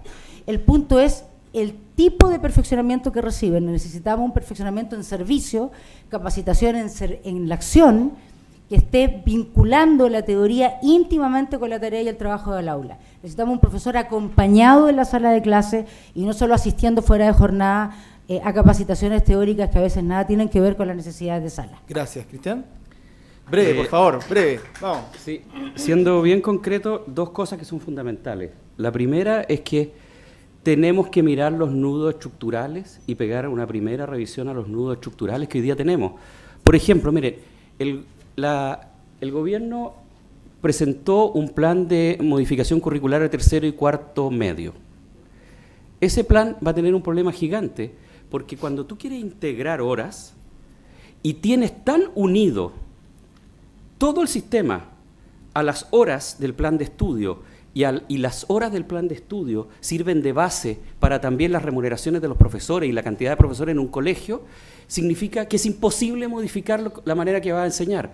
Por lo tanto, lo que yo le planteaba a la unidad de currículo, le decía, separa el tema, mantén una consideración de plan de estudio para decir, se requieren tantas horas de filosofía, tantas de lenguaje, tantas de matemáticas, pero libéralo del plan de estudio para que ese profesor de filosofía, de matemáticas, pueda trabajar en proyectos y no vea amenazado su fuente laboral porque le bajaron una asignatura. Cosas como esa, que son menores, pero son sumamente importantes. O la GEC. Nosotros planteamos que bajáramos 2 horas de la GEC e hiciéramos que los alumnos hicieran deporte para que los profesores tuvieran más horas de horas no lectivas. Todavía no nos han contestado. Y por último, el tema del desarrollo profesional docente. Muy importante. El plan de aprendizaje y apoyo colaborativo a los docentes. Y el segundo tema, cortito. Sí, es muy fundamental, es en la Facultad de Educación entender que el foco principal es el profesor como diseñador de secuencias de aprendizaje. Hoy día tenemos a un profesor que toma lo que otros hacen y lo ejecuta en la sala en frente de 40 alumnos que se están portando mal y le dice, Juanito, por favor, cállate, esto, y no puede hacer nada. El foco de atención del profesor tiene que ser un diseñador de materiales y secuencias de aprendizaje para que los alumnos trabajen en grupo y sean protagonistas de su propio aprendizaje. Y ese concepto es un concepto que a nivel de la formación inicial debemos colocarlo como el concepto base de trabajo. Gracias. Yo sé que Silvia quiere participar de esta parte de la discusión y Gonzalo también. Vamos a escuchar una pregunta, guarden sus apuntes, van a poder también agregar algo a este tema, pero vamos a escuchar. Tenemos una pregunta por ahí del público.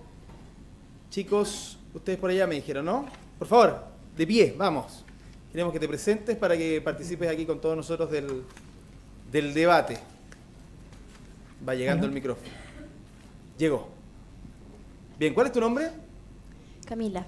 Camila, cuéntanos un poco, ¿de dónde eres y por qué quieres hacer esta pregunta? ¿Cuál es tu pregunta también, por supuesto? Buenas tardes. Me da gusto estar aquí hoy día hablando de un tema tan importante. En lo personal como estudiante, representando a miles de más, yo creo, y en especialmente al centro de estudiantes de mi liceo, Liceo Juan Maquena Rey.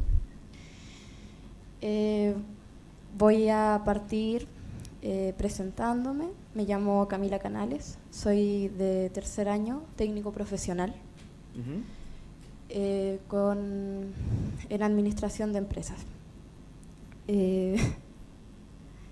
Como cualquier otro estudiante de educación pública, no me ha sido fácil llegar al curso donde estoy, ya que he estado toda mi vida en un colegio municipal, provengo de una familia socioeconómica media, en donde orgullosamente tengo un padre jardinero y una madre asesora del hogar.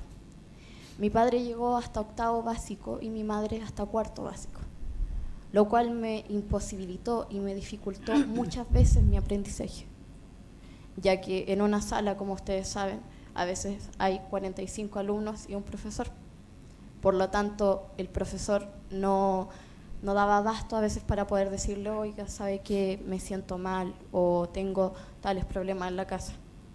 Como también otro estudiante, me toca trabajar muchas veces y producto de jornada extensiva, no logro dar abasto con muchos temas o con muchas asignaturas. Aparte de todo esto, yo soy técnico profesional porque el día de hoy mi madre se encuentra enferma. Le diagnosticaron una enfermedad motriz, por decirlo así. Entonces yo el día de mañana, como mi propósito, por decirlo así, y el de muchos estudiantes es dar la PSU, si en la PSU no llegara a dar mi puntaje esperado, probablemente tendría que entrar a trabajar en algo que no me generaría tanto ingreso, tendría que ver el tema de dar un preuniversitario. Por lo tanto, yo no sé en qué condiciones va a estar mi madre el día de mañana.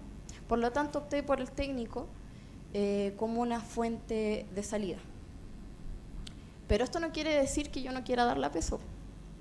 El próximo año planeo dar un preuniversitario y así poder darla, ya que también es mi gran desafío, por decirlo así. Pero muchas veces yo también me pregunté, como lo daban en los ejemplos, ¿por qué tengo que aprender matemáticas? ¿Por qué tengo que aprender ecuaciones? ¿Por qué tengo que aprender fracciones? Entonces quizás he encontrado que, como acá se está planteando, el propósito de la educación en los estudiantes se ha perdido. Se ha perdido el por qué tenemos que hacer diversas cosas. Y eso también a veces va en la carga horaria, tanto de profesor como de estudiante. Entonces mi pregunta hoy día es bastante simple. ¿Cómo generar un propósito y una confianza en el estudiante sobre la educación que está recibiendo? Bien, muchas gracias por tu pregunta. Silvia, adelante. Difícil. Gracias, Camila, por tu pregunta. Súper difícil.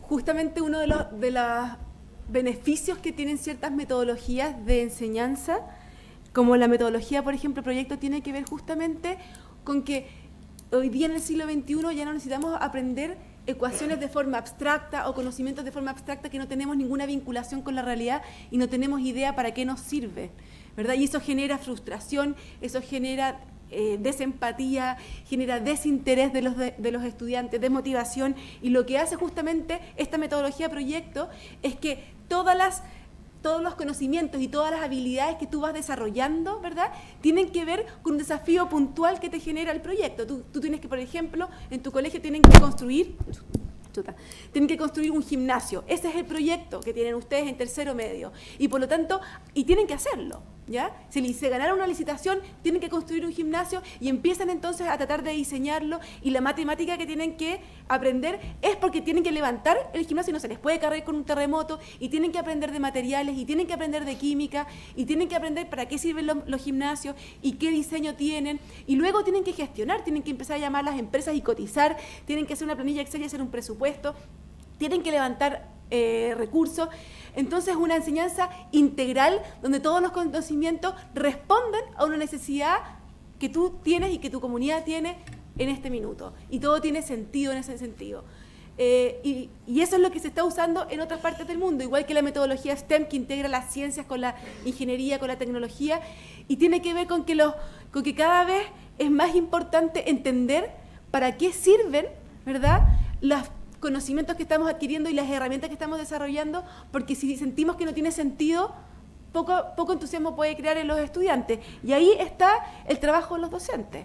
Ahí hay un tremendo trabajo de los docentes que tienen que poder provocar en sus estudiantes curiosidad, ganas de saber, entusiasmo, ¿verdad? Y que ellos mismos, con sus propios esfuerzos, desarrollen estas habilidades y estos conocimientos a través de estas metodologías. Y ahí es donde estamos súper atrasados, y esa es la verdad. Y estamos atrasados en las universidades que no están formando en estas metodologías, que respondan de alguna manera a las inquietudes del siglo XXI, no están formando ahí, y tampoco el ministerio ni las instancias que apoyan a los colegios están entregándoles herramientas a los docentes y a los directores de escuela para poder avanzar en estas metodologías que responden mucho mejor a las inquietudes de los estudiantes, pero también que forman en habilidades que son muy importantes, que tienen que ver con la iniciativa propia, con la capacidad de investigar en Internet y encontrar soluciones, con la capacidad de habilidades blandas de trabajar en equipo y colaborativamente. A veces a los profesores se les pide cuánto trabajo colaborativo hacen. Pero ¿qué sentido tiene el trabajo colaborativo cuando yo hago matemática, tú química, tú física, cada uno con su sala, cada uno con su libro y nunca se juntaron? El trabajo colaborativo tiene sentido cuando tú trabajas justamente en equipo, y trabajas en equipo para desarrollar, más allá de los conocimientos, las herramientas de los estudiantes y el interés por aprender y por solucionar problemas. Entonces ahí tenemos un tremendo desafío que lamentablemente como sistema no estamos dando solución a eso. Y creo que es uno de los grandes desafíos que tenemos por delante. Más allá del financiamiento, más allá del CIMSE, lo que quieran, yo creo que este es el gran desafío. Gracias. Gonzalo, ¿querías responder también? Sí, hola. A ver, yo creo que la pregunta que tú haces tiene todo que ver con uno de los puntos que presenta el Grupo de Políticas de Enseña Chile, ¿verdad?, sobre la motivación también de los estudiantes. Y si uno mira lo que ha pasado y lo que describen los propios estudiantes en algunos estudios recientes, donde se le pregunta a muchos estudiantes como tú, ¿qué es lo que está pasando? Aparecen dos cosas que son bien importantes y que nosotros vamos a enfrentar bien decididamente. Uno es la brecha que existe entre los intereses de los jóvenes hoy día y los contenidos. Lo que se enseña y lo que los jóvenes quieren, les interesa y les apasiona saber y hacer. Eso supone que en conjunto, y eso es lo que el Frente Amplio va a proponer y va a empujar, es que hagamos una redefinición de esos contenidos primero y donde le demos un rol cada vez más importante a la elección, y eso requiere mucha más flexibilidad que lo que hay hoy día, a la elección que los propios estudiantes hagan de su planilla y de su matriz curricular y de contenido. Eso, si bien tiene un punto en la crítica que hace Cristiana a la propuesta de tercero y cuarto medio, uno de los aspectos importantes y valorables que tiene es que abre más oportunidades a todos los estudiantes de elegir, ¿verdad?, aquellas áreas que son de mayor interés para sus vidas. Eso es muy importante y en eso hoy día hay un problema en nuestro currículo y nosotros lo vamos a enfrentar. Y en segundo lugar, yo diría que el potenciar también el rol de los estudiantes supone abrir muchos más canales de participación que los que hoy día tenemos en nuestro sistema. Significa avanzar bien fuertemente también, Silvia lo decía, en espacios de participación vinculante de los estudiantes. Hoy día tenemos, en muchos colegios de nuestro país no existen consejos centros de estudiantes. Hay muchos directivos en nuestro país, a propósito de los directivos también, y de sostenedores que se oponen a la creación de centros de estudiantes. Nosotros queremos fomentar su existencia y queremos su discusión respecto de estos temas, no de solamente los temas estructurales como tiende a ocurrir, sino lo que quieren aprender y desarrollar como habilidades en sus centros. Nosotros vamos a jugarnos en serio por abrir espacios de participación a los estudiantes. Creemos que eso no ha ocurrido al interior de las comunidades educativas en general. Eso implica pensar los centros de estudiantes y también los consejos escolares, que es un espacio privilegiado para que jóvenes como tú participen de esas decisiones también en su propio colegio público o privado. Buenísimo. Yo sé que Lilia y Cristian quieren participar de esta pregunta también. Simplemente voy a dar cuenta de otras que tienen relación. Hay una bien interesante que llega a través del Twitter que tiene que ver con que, según la UNESCO, plantean aquí, uno de los pilares de la educación es el aprender a vivir juntos. Ustedes mencionaron algún minuto, algunos de ustedes, el tema de la inclusión, la migración, y ahí de alguna manera los docentes muchas veces están improvisando, algunos lo harán bien, otros mal, pero no hay una política pública que los acompañe. Y en particular también sobre los cambios al currículum, es bien interesante que aquí la pregunta tiene que ver con entender un poquito más cuál es ese cambio estructural o fundamental, porque por supuesto es súper amplio tratar de entenderlo, pero cuál podría ser para, incluso, y eso tiene que ver quizás profundamente con la pregunta aquí que se hizo, entonces, para que lo vinculen, por favor. Bueno. A ver. Bueno, efectivamente, lo que es importante aprender en la escuela debiera ser importante en la escuela porque es importante fuera de la escuela, no al revés, digo, porque es importante para la vida. Allí yo coincido con Gonzalo, el generar espacios de mucho más protagonismo para la incidencia de los estudiantes dentro de la comunidad, para influir sobre su proyecto educativo y cómo este se lleva a cabo. A mí me parece que va permitiendo recobrar el sentido, porque los chicos necesitan sentir de que van a una escuela que los prepara para resolver y hacerse cargo de la comprensión del mundo que enfrentan y además para descubrir el poder que tienen para transformar ese mundo. Y no creer de que tienen que seguir la inercia del contexto en el que viven, porque así es y están condenados a eso y punto. Yo creo que el lenguaje para comunicar y pensar tiene que tomar vida. La matemática que surge desde la problematización de la vida real, la ciencia para indagar, para comprender el mundo y transformarlo, el arte para descubrir tu poder creativo y también para vivir tu derecho al goce estético, la actividad deportiva y la actividad física como una actividad lúdica y para la vida sana, no para la competencia. Son cuestiones que no toman vida hoy día en la escuela porque las presiones que tenemos de afuera tienen la lógica de la competitividad. Si yo hago competir a la escuela, si yo hago competir a los niños, si yo hago competir una institución con otra, si yo hago competir a los profesores, entonces eso pareciera generaría una especie de círculo virtuoso que nos permitiría obtener mejores resultados. Ya hemos demostrado de que eso no funciona de esa forma. Relaciones de colaboración, búsqueda de sentido conjunto, participación de todas las comunidades en su proyecto educativo, flexibilidad en el currículum, docentes que tienen mejores condiciones para el ejercicio de su tarea. Eso implica avanzar, aunque ya se avanzó, pero debemos avanzar más en mayor tiempo no lectivo, debemos avanzar más en números de alumnos por curso que sean razonables. No debieran ser hoy día más de 30, debiéramos avanzar a llegar a tener un estándar de ojalá 20 alumnos por curso.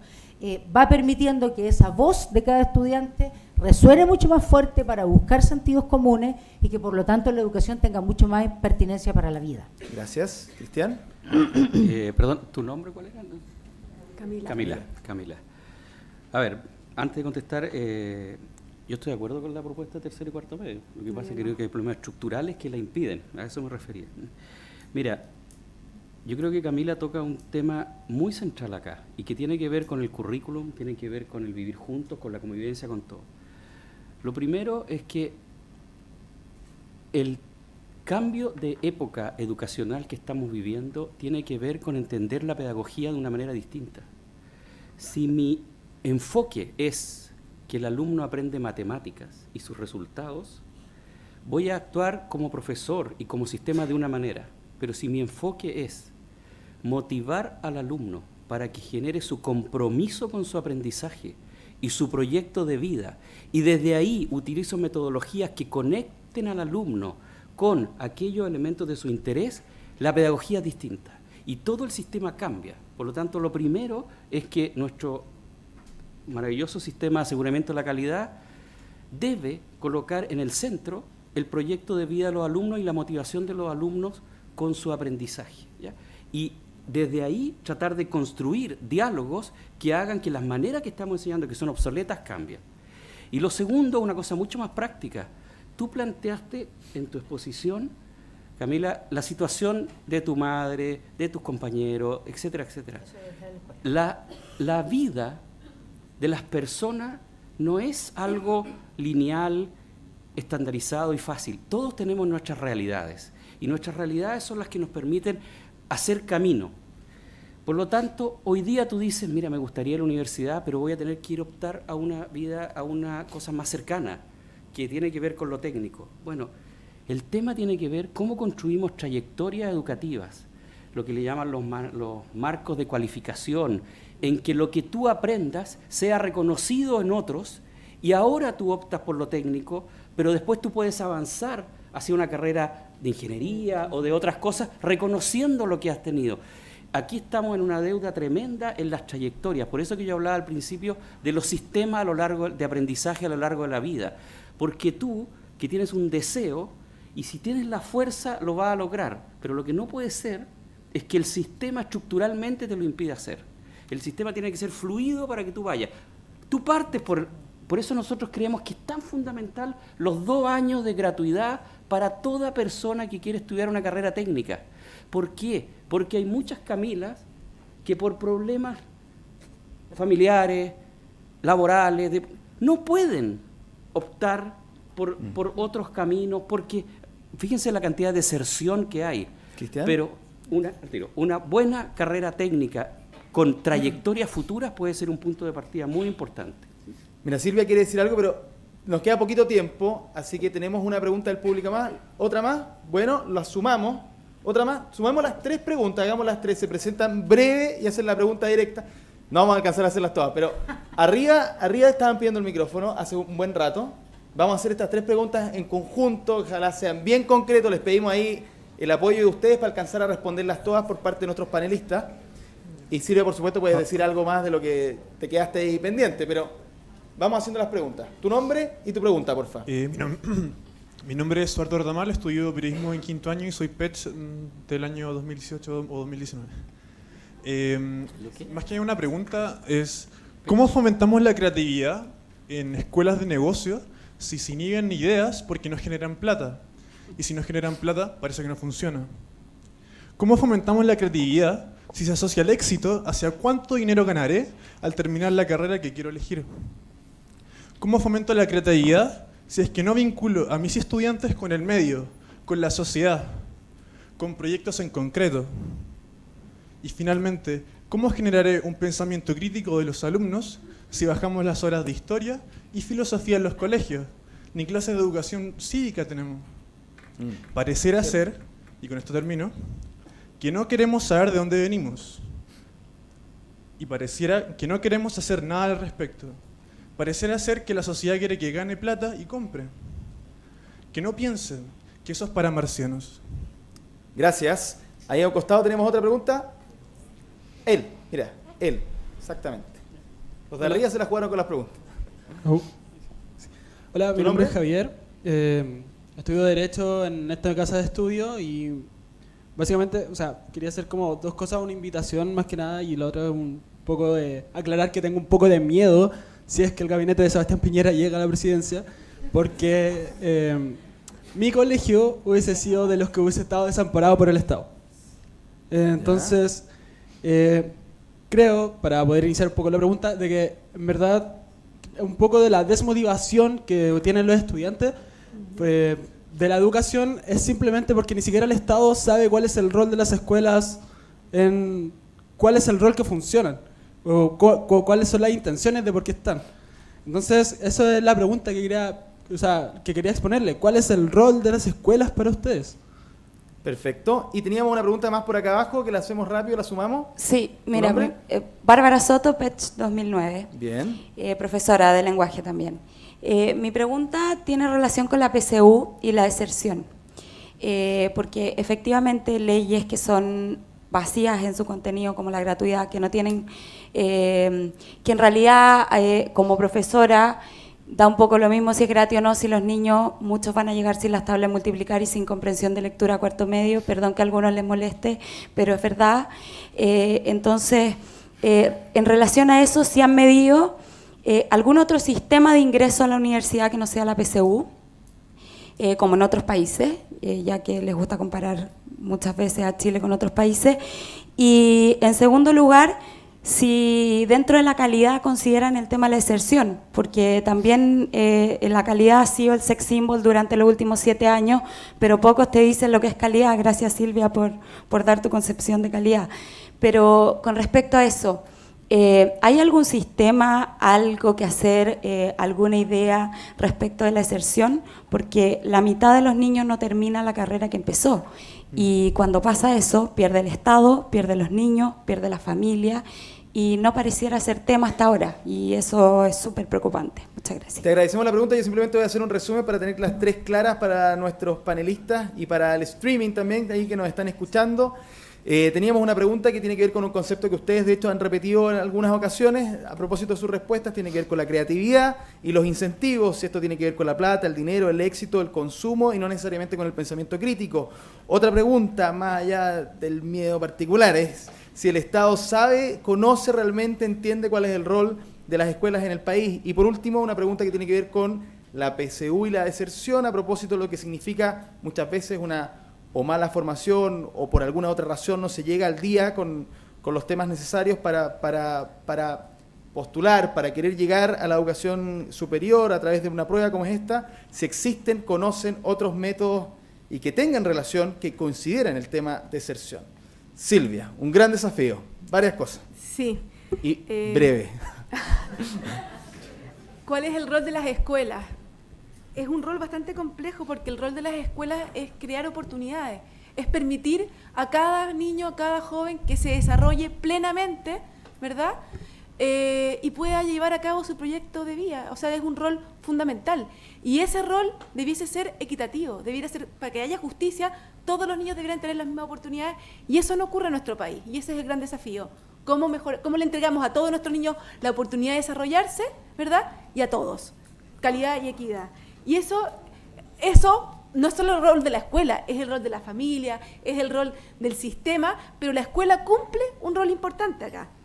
Y por eso, cuando me dicen que no, que la escuela que le va bien es la que selecciona y va tirando a los peores, puede ocurrir eso en algunos casos. Pero yo he estado en escuelas donde los niños en cuarto básico la mayoría no tiene idea de leer, y es porque hay un director que no está ni ahí con esa escuela y docentes que muchas veces estando ahí con esos niños están decepcionados por el sistema. Y esa escuela, yo considero que esa escuela, y perdona si fue tu caso, pero esa escuela no puede estar entregándole 0 oportunidades a esos niños, es más, enterrando el futuro de esos niños. Eso yo considero que no puede existir. Es mi pensamiento, y podemos no compartirlo, pero no creo que una escuela pueda existir en Chile y que esté enterrando el futuro de esos niños. Y tenemos que hacer algo para que eso no ocurra. Ahora, respecto del problema de Camila, hay un tema de articulación, tenemos una falencia de articulación de la educación media, ¿verdad?, con la educación superior, tanto TP como con el mundo laboral, y tenemos un tremendo problema de articulación entre los centros de formación técnico, con los institutos profesionales y con la universidad. Un solo ejemplo para ser súper clara: una niña que estudia técnico en educación de párvulo, las dificultades que tiene para después estudiar, terminar su licenciatura en educación parvularia son tremendas. Son tremendas, es decir, no tenemos articulaciones, no tenemos trayectoria, ahí hay un tremendo desafío que hacer, ¿verdad?, para que la gente pueda seguir desarrollándose. Y respecto al tema financiamiento, nosotros consideramos que es injusto la gratuidad universal. O sea, 1000 veces entregarle financiamiento a las personas de los 5 deciles, no para que sea gratuita la universidad, por supuesto que sea gratuita, pero además financiamiento para que puedan estudiar. Según la encuesta que hacen, la principal dificultad del 40% más vulnerable para entrar a la educación superior no es la gratuidad, es porque tienen que trabajar, tienen que llevar dinero a sus casas. Yo prefiero 1000 veces darle un salario a esa persona y que vaya a estudiar a financiar la carrera del 10º decil. Perdón, pero yo creo que es inmoral que en Chile estemos pagando al 10º decil, al 9º decil, cuando las personas de los primeros 2 deciles no tienen cómo ir a la educación superior. ¿Por qué? Porque tienen que entrar con recursos a la educación a sus casas. Y eso pasa no solamente con la universidad, también nos está pasando con los colegios. Y es un tema. La deserción es fundamental no solamente en la educación superior, donde casi la mitad de los jóvenes no está terminando la educación superior, y cuando tú no terminas la educación superior, lo que nos dicen los datos es que tu remuneración en el mercado laboral es prácticamente la misma que un joven que solamente terminó cuarto medio. O sea, ahí tenemos un tremendo desafío que hacer con la institución de educación superior, pero tenemos 75.000 jóvenes que no están terminando el colegio, que están en las calles. ¿Por qué? Muchos de ellos porque tienen que entregar recursos a sus familias. Y eso no puede ser. Gracias, Silvia. Por favor, adelante. A ver, me parece que el concepto de gratuidad ya es una conquista, y me alegra que así sea, que se entienda que la educación, por ser un derecho, debe ser garantizada desde el Estado, y que por lo tanto no es la gratuidad un tema en discusión desde el punto de vista del acceso al derecho. Ahora, cuando hablamos de 100% de gratuidad en educación superior, obviamente eso se va definiendo con una gradualidad que va permitiendo que el país resuelva sus prioridades momento a momento. Allí nosotros definimos una línea en el horizonte: 2 estudiantes que comparten un banco de escuela y que el día de mañana comparten un banco de universidad en igualdad de condiciones se van a sentir iguales por el resto de la vida. Nosotros queremos la conformación de una sociedad cohesionada, donde todos nos sintamos parte de un país que representa y que por lo tanto es parte de un proyecto común. Por lo tanto, plantearse la línea en el horizonte de poder llegar a la universalidad de la educación gratuita en educación superior no es nada descabellado. ¿Cómo avanzamos para allá? ¿Con qué gradualidad lo hacemos? Por supuesto que eso tendremos que irlo resolviendo con un acuerdo país que va permitiendo establecer las prioridades momento a momento. Pero aquí ya se define una utopía, y esa utopía la instaló el progresismo y la izquierda de este país. Y eso ya es una conquista, que es haber logrado que este país concuerde en que la educación es un derecho social fundamental, y el Estado debe avanzar a garantizarlo cada vez mejor y cada vez más. ¿Y qué pasa con los incentivos ahí, Bre? Que es una parte de las preguntas. El éxito, el dinero. Bueno, yo creo que es fundamental ampliar el concepto de desarrollo humano. La escuela debiera ser, y aquí lo voy a vincular con el rol de la escuela, para ser la antesala de ese país que queremos, debiera ser ese lugar donde se contagia humanidad, y por lo tanto donde cada una de las dimensiones de las personas tiene la posibilidad de florecer. Allí yo... para cerrar, por favor. Sí, allí yo creo que una de los pesos ideológicos que nos hace mal y que empieza a pesar también, porque las visiones de país influyen sobre la escuela, es, por ejemplo, creer que para un país basta crecer y punto. resulta que no necesariamente generar más ingresos implica prosperidad en un país si estos no se distribuyen con justicia y si estos, por supuesto, al distribuirse, implican e impactan positivamente en mejorar con justicia la calidad de vida de las personas. Si el crecimiento implica solo acumular riquezas para consumir más, eso no va asociado necesariamente a desarrollo. Por lo tanto, el concepto de rentabilidad social y no solo de rentabilidad económica tiene que incorporarse con fuerza a la política pública. Gracias. Cristian. Bueno, primero yo creo que no es ninguna inmoralidad plantear la gratuidad. Muy de acuerdo. Y segundo, lo que estamos de acuerdo es cuándo, cómo y con los recursos que contemos. Hasta el momento nosotros creemos que no contamos con recursos para avanzar más que el 60% y el 100% en segundo, pero no veo que sea ninguna inmoralidad plantear la gratuidad, todo lo contrario. Segundo, también hay que tener cuidado con qué se entiende por una escuela buena y una escuela mala.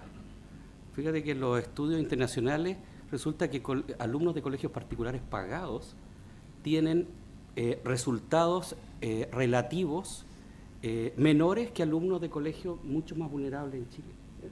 Entonces, la otra vez leí un libro que hablaba del valor de las escuelas malas, ¿ya? Porque son aquellas que no reciben, que reciben a los niños que las buenas no las reciben. Hay todo un tema ahí. Concuerdo con Silvia que el profesor que hace malas clases es otra cosa, el director que no le importa es otra cosa, ¿ya? Y en eso estamos de acuerdo, pero llevar eso al concepto de escuelas buenas y malas, hay que tener harto cuidado, especialmente si vamos a repetir lo del superintendente anterior, que poco menos quería cerrar todas las escuelas malas, que hubiera pasado con muchos niños y muchos jóvenes que hubieran perdido su oportunidad. Y Cristian, ¿cómo se relaciona eso con el tema PSU? Que también se preguntó, con el tema PSU. Voy para allá. Ya la ley de carrera docente ya estableció sistemas nuevos, sistemas de ranking, sistemas de... ¿Se apagó, parece? ¿Podemos? Ahí. Sistemas de ranking, sistemas de propedéuticos, sistemas también de PSU, etcétera, etcétera. Y yo creo que hay que avanzar en todos esos sistemas, pero lo más importante acá es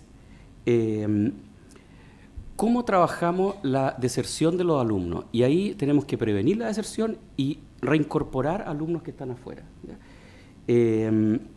Nosotros tenemos una serie de medidas que tienen que ver con eso. Por ejemplo, aquí no estamos hablando de educación superior, pero para nosotros es súper importante que en los sistemas de fijación de aranceles que se establezcan a futuro para las universidades, una de las variables tenga que ver con la composición de su alumnado y la vulnerabilidad de su alumnado. ¿Por qué? Porque resulta que al hacer aranceles igualitarios, lo que produce es que aquellos que tienen composición de alumnado con menos dificultades se ven beneficiados respecto de aquellos que tienen alumnos con más dificultades y que necesitan más recursos para generar programas de apoyo para evitar la deserción. Esa es una medida entre últimas. Y por último, para cerrar, bueno, muy importante los programas de orientación vocacional. Siempre se nos ha quedado fuera la orientación vocacional, y la orientación vocacional es fundamental porque no solamente hay problemas de dificultades para los alumnos, sino también de qué voy a estudiar. Bueno, y por último, para terminar, yo siento que todas mis intervenciones he hablado de calidad. No sé dónde no se entendió que no he hablado de calidad cuando hablo de proyecto de vida, de pedagogía, todo el rato he hablado de calidad. Porque la gratuidad contradice a la calidad. Pero no puede haber calidad si tú entiendes una lógica de sala de clases donde excluye a los alumnos, ¿ya? ¿Te fijas? ¿Ah? No, todo lo que he hablado, o sea, es una manera de entender el aprendizaje entre todos, de manera inclusiva, con metodologías innovativas, etcétera, etcétera. Todo lo que está diciendo Gracias. no lo puedo Gracias, repetir. Gonzalo. La verdad es que suscribo respecto de PSU, respecto de lo que ocurre con deserción. Nosotros vamos a proponer ahí una política de reingreso o reinserción que creemos de que el país necesita, con mucha más flexibilidad, con tipos de centros educativos que se hagan cargo de una particularidad de estudiantes que hoy día nuestra normativa no reconoce. Respecto a calidad, además, yo creo que la discusión no es si efectivamente entendemos cosas tan distintas. El artículo 2 de la Ley General es súper clara en una concepción integral. El problema es que no la aplicamos. El problema es que la mirada estrecha que en general se ha puesto sobre la mesa inhibe esa concepción que ya está definida. El país se puso de acuerdo sobre una noción amplia de calidad. El problema es que no hacemos nada con eso. Sí, una última reflexión sobre el rol de la escuela. Nosotros creemos de que la escuela y la sala de clases es el espacio fundamental, sin duda, del proceso educativo. Y creemos que entonces todas las transformaciones que impulsemos de aquí en adelante en el país tienen que seguir la línea de que siempre el test de la blancura sea su capacidad para efectivamente influir en eso que está pasando ahí. Pero también la pregunta que el país tiene que hacerse es cuáles son esas condiciones para que la escuela no se quede sola en ese esfuerzo.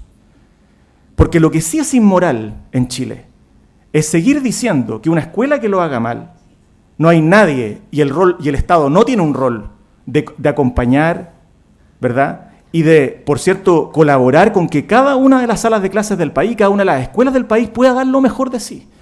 Yo creo que ahí hay una diferencia fundamental entre la propuesta que hace la derecha, que ha hecho siempre la derecha, de apostar por una visión de libertad que finalmente implica demonizar y dejar de valorar el rol que cumple el Estado en eso.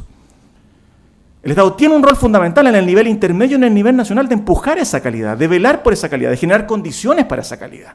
Nosotros vamos a seguir empujando eso sin perder de vista nunca que el objetivo sin duda son los aprendizajes, es lo que pasa en la escuela. Pero eso no nos podemos hacer los locos en Chile, de que desde la sociedad y del Estado no hemos generado las condiciones para poder decirle a una escuela hoy día que hay que cerrarla, porque no lo hace bien. Eso es lo que yo al menos creo es todavía muy inmoral. Gracias. Muchas gracias, Gonzalo. Yo sé que Cristian y Silvia quieren Sí. decir algo. Es que, disculpa, es muy cortito. Es que te doy 10 segundos. No, 10 segundos. Es para contestar por el tema de la creatividad y el pensamiento crítico que me parece central y que no se nos puede quedar sin contestar. Te quedan 5. Sí, mira, el tema no es las clases de historia o de filosofía. El tema es la historia, las preguntas de la historia, la reflexión histórica y la reflexión filosófica metida en el quehacer. El problema que nos pasa es que confundimos la asignatura con el proceso. Y lo que estamos diciendo es un cambio metodológico en que no quedemos historia, lenguaje, matemática, sino que unamos asignatura y hagamos esa reflexión. El tema es la reflexión, y en la medida que el mundo fuera de la educación no entiende eso y cree que porque se acaba una clase, como está planteando la propuesta de tercero y cuarto medio, y plantea proyectos y desarrollo, eso está mal, estamos en una cosa que no nos permite movernos. Necesitamos la reflexión filosófica, histórica y las preguntas fundamentales, pero no seguir pegados a la asignatura. Gracias, Silvia.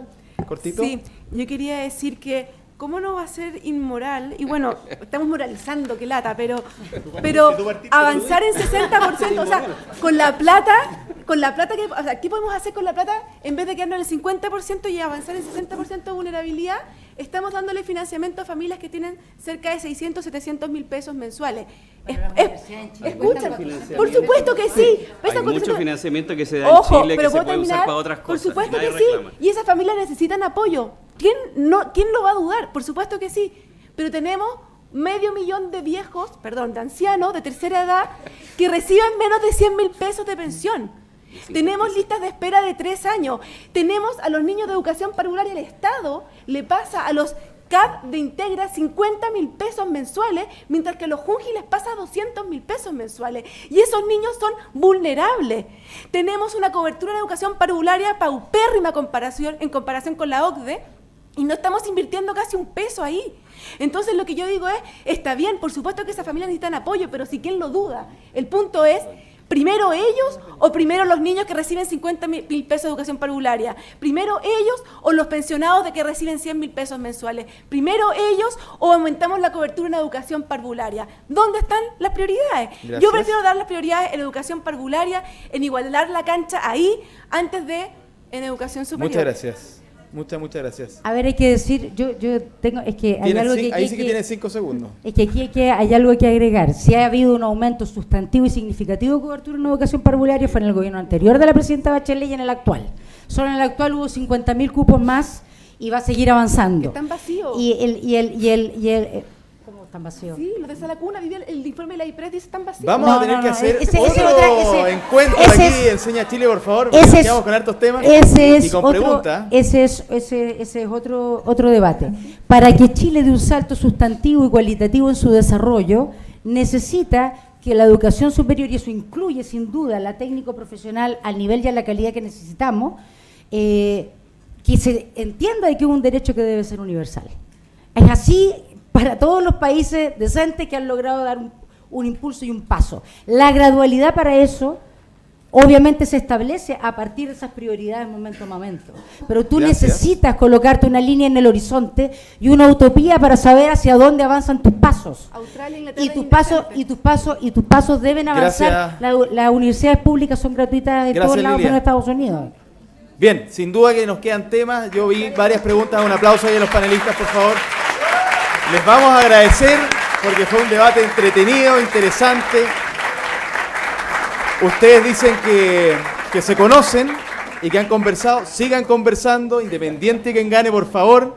Sigan conversando porque es súper importante para el país. Bien, le agradecemos entonces a Silvia Izaguirre, a Lilia Concha, también por supuesto a Cristiana Infante y a Gonzalo Muñoz. Tenemos unos regalitos para ustedes. No se vayan sin ellos.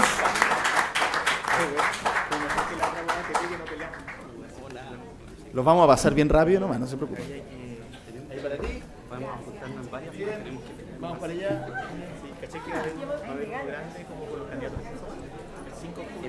Ya, no hemos terminado, chicos. Nos queda un instante, por favor. No se retiren. Que es bien interesante el breve comentario que vamos a tener a continuación. Por favor, muy cortito. Invitamos rápidamente a Martín Corvera de la Fundación Ciudadano Inteligente, que nos va a invitar, a propósito de las propuestas, a votar inteligente, ¿no? Martín, por favor. Hola, muy cortito. Muchas gracias y felicitaciones por la actividad. Estamos acá desde la Fundación Ciudadano Inteligente invitando a ustedes y también a las candidaturas a participar de una nueva forma de vivir los procesos eleccionarios, que es desde la ciudadanía hacia las candidaturas. Así que esta propuesta, la de Enseña Chile, hoy se ingresó a votainteligente.cl junto con 1 millón de otras propuestas que están surgiendo desde las bases, desde otras organizaciones y desde grupos ciudadanos, y donde se invita a que las candidaturas se comprometan o no, siendo una información muy relevante para luego votar informado con estas propuestas.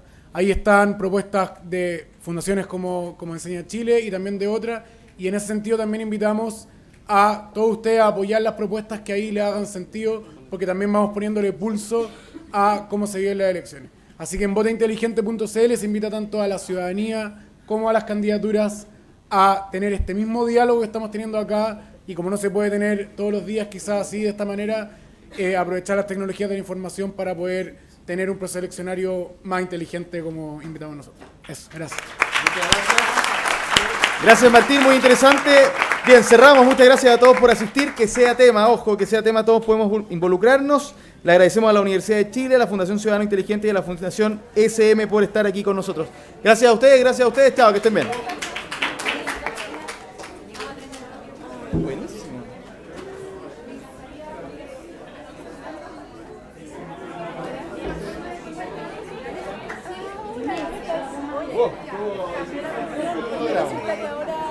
Sí, pero lo controlamos. Medimos el cierre.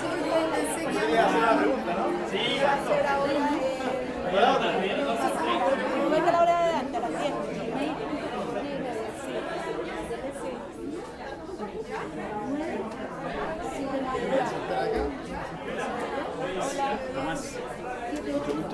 Hoy quería hacer muchas preguntas, no alcancé. El tema del cine que se llama, el tema jugó harto como esa opinión. Primero incluye la pregunta de ellos, sería una lógica partidaria de quizás bajar.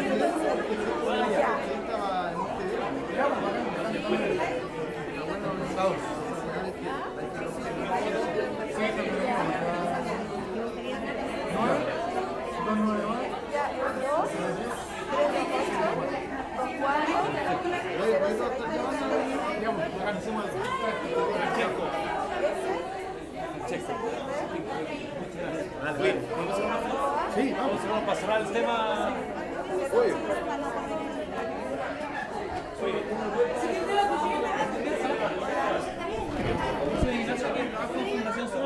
soy alumno de Universidad de Chile y encima estamos trabajando con un dato que tú mencionaste al final de los primeros 7 minutos, que eran los 70.000 que están fuera del sistema escolar. ¿Qué puedo preguntar más o menos, o quizás en otra instancia, de cómo lo están proponiendo? Nosotros hemos estado trabajando durante 25 años al respecto, entonces quizás ver si te podemos contar también lo que estamos haciendo. Ya, pues feliz, queremos construir una base de datos, estamos trabajando con... ¿Te puedo pedir el número? Sí.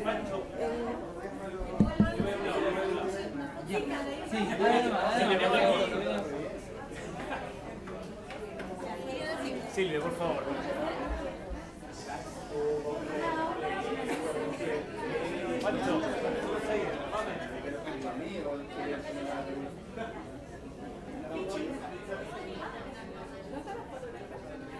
Aquí está, allá Mónica, levanta la mano.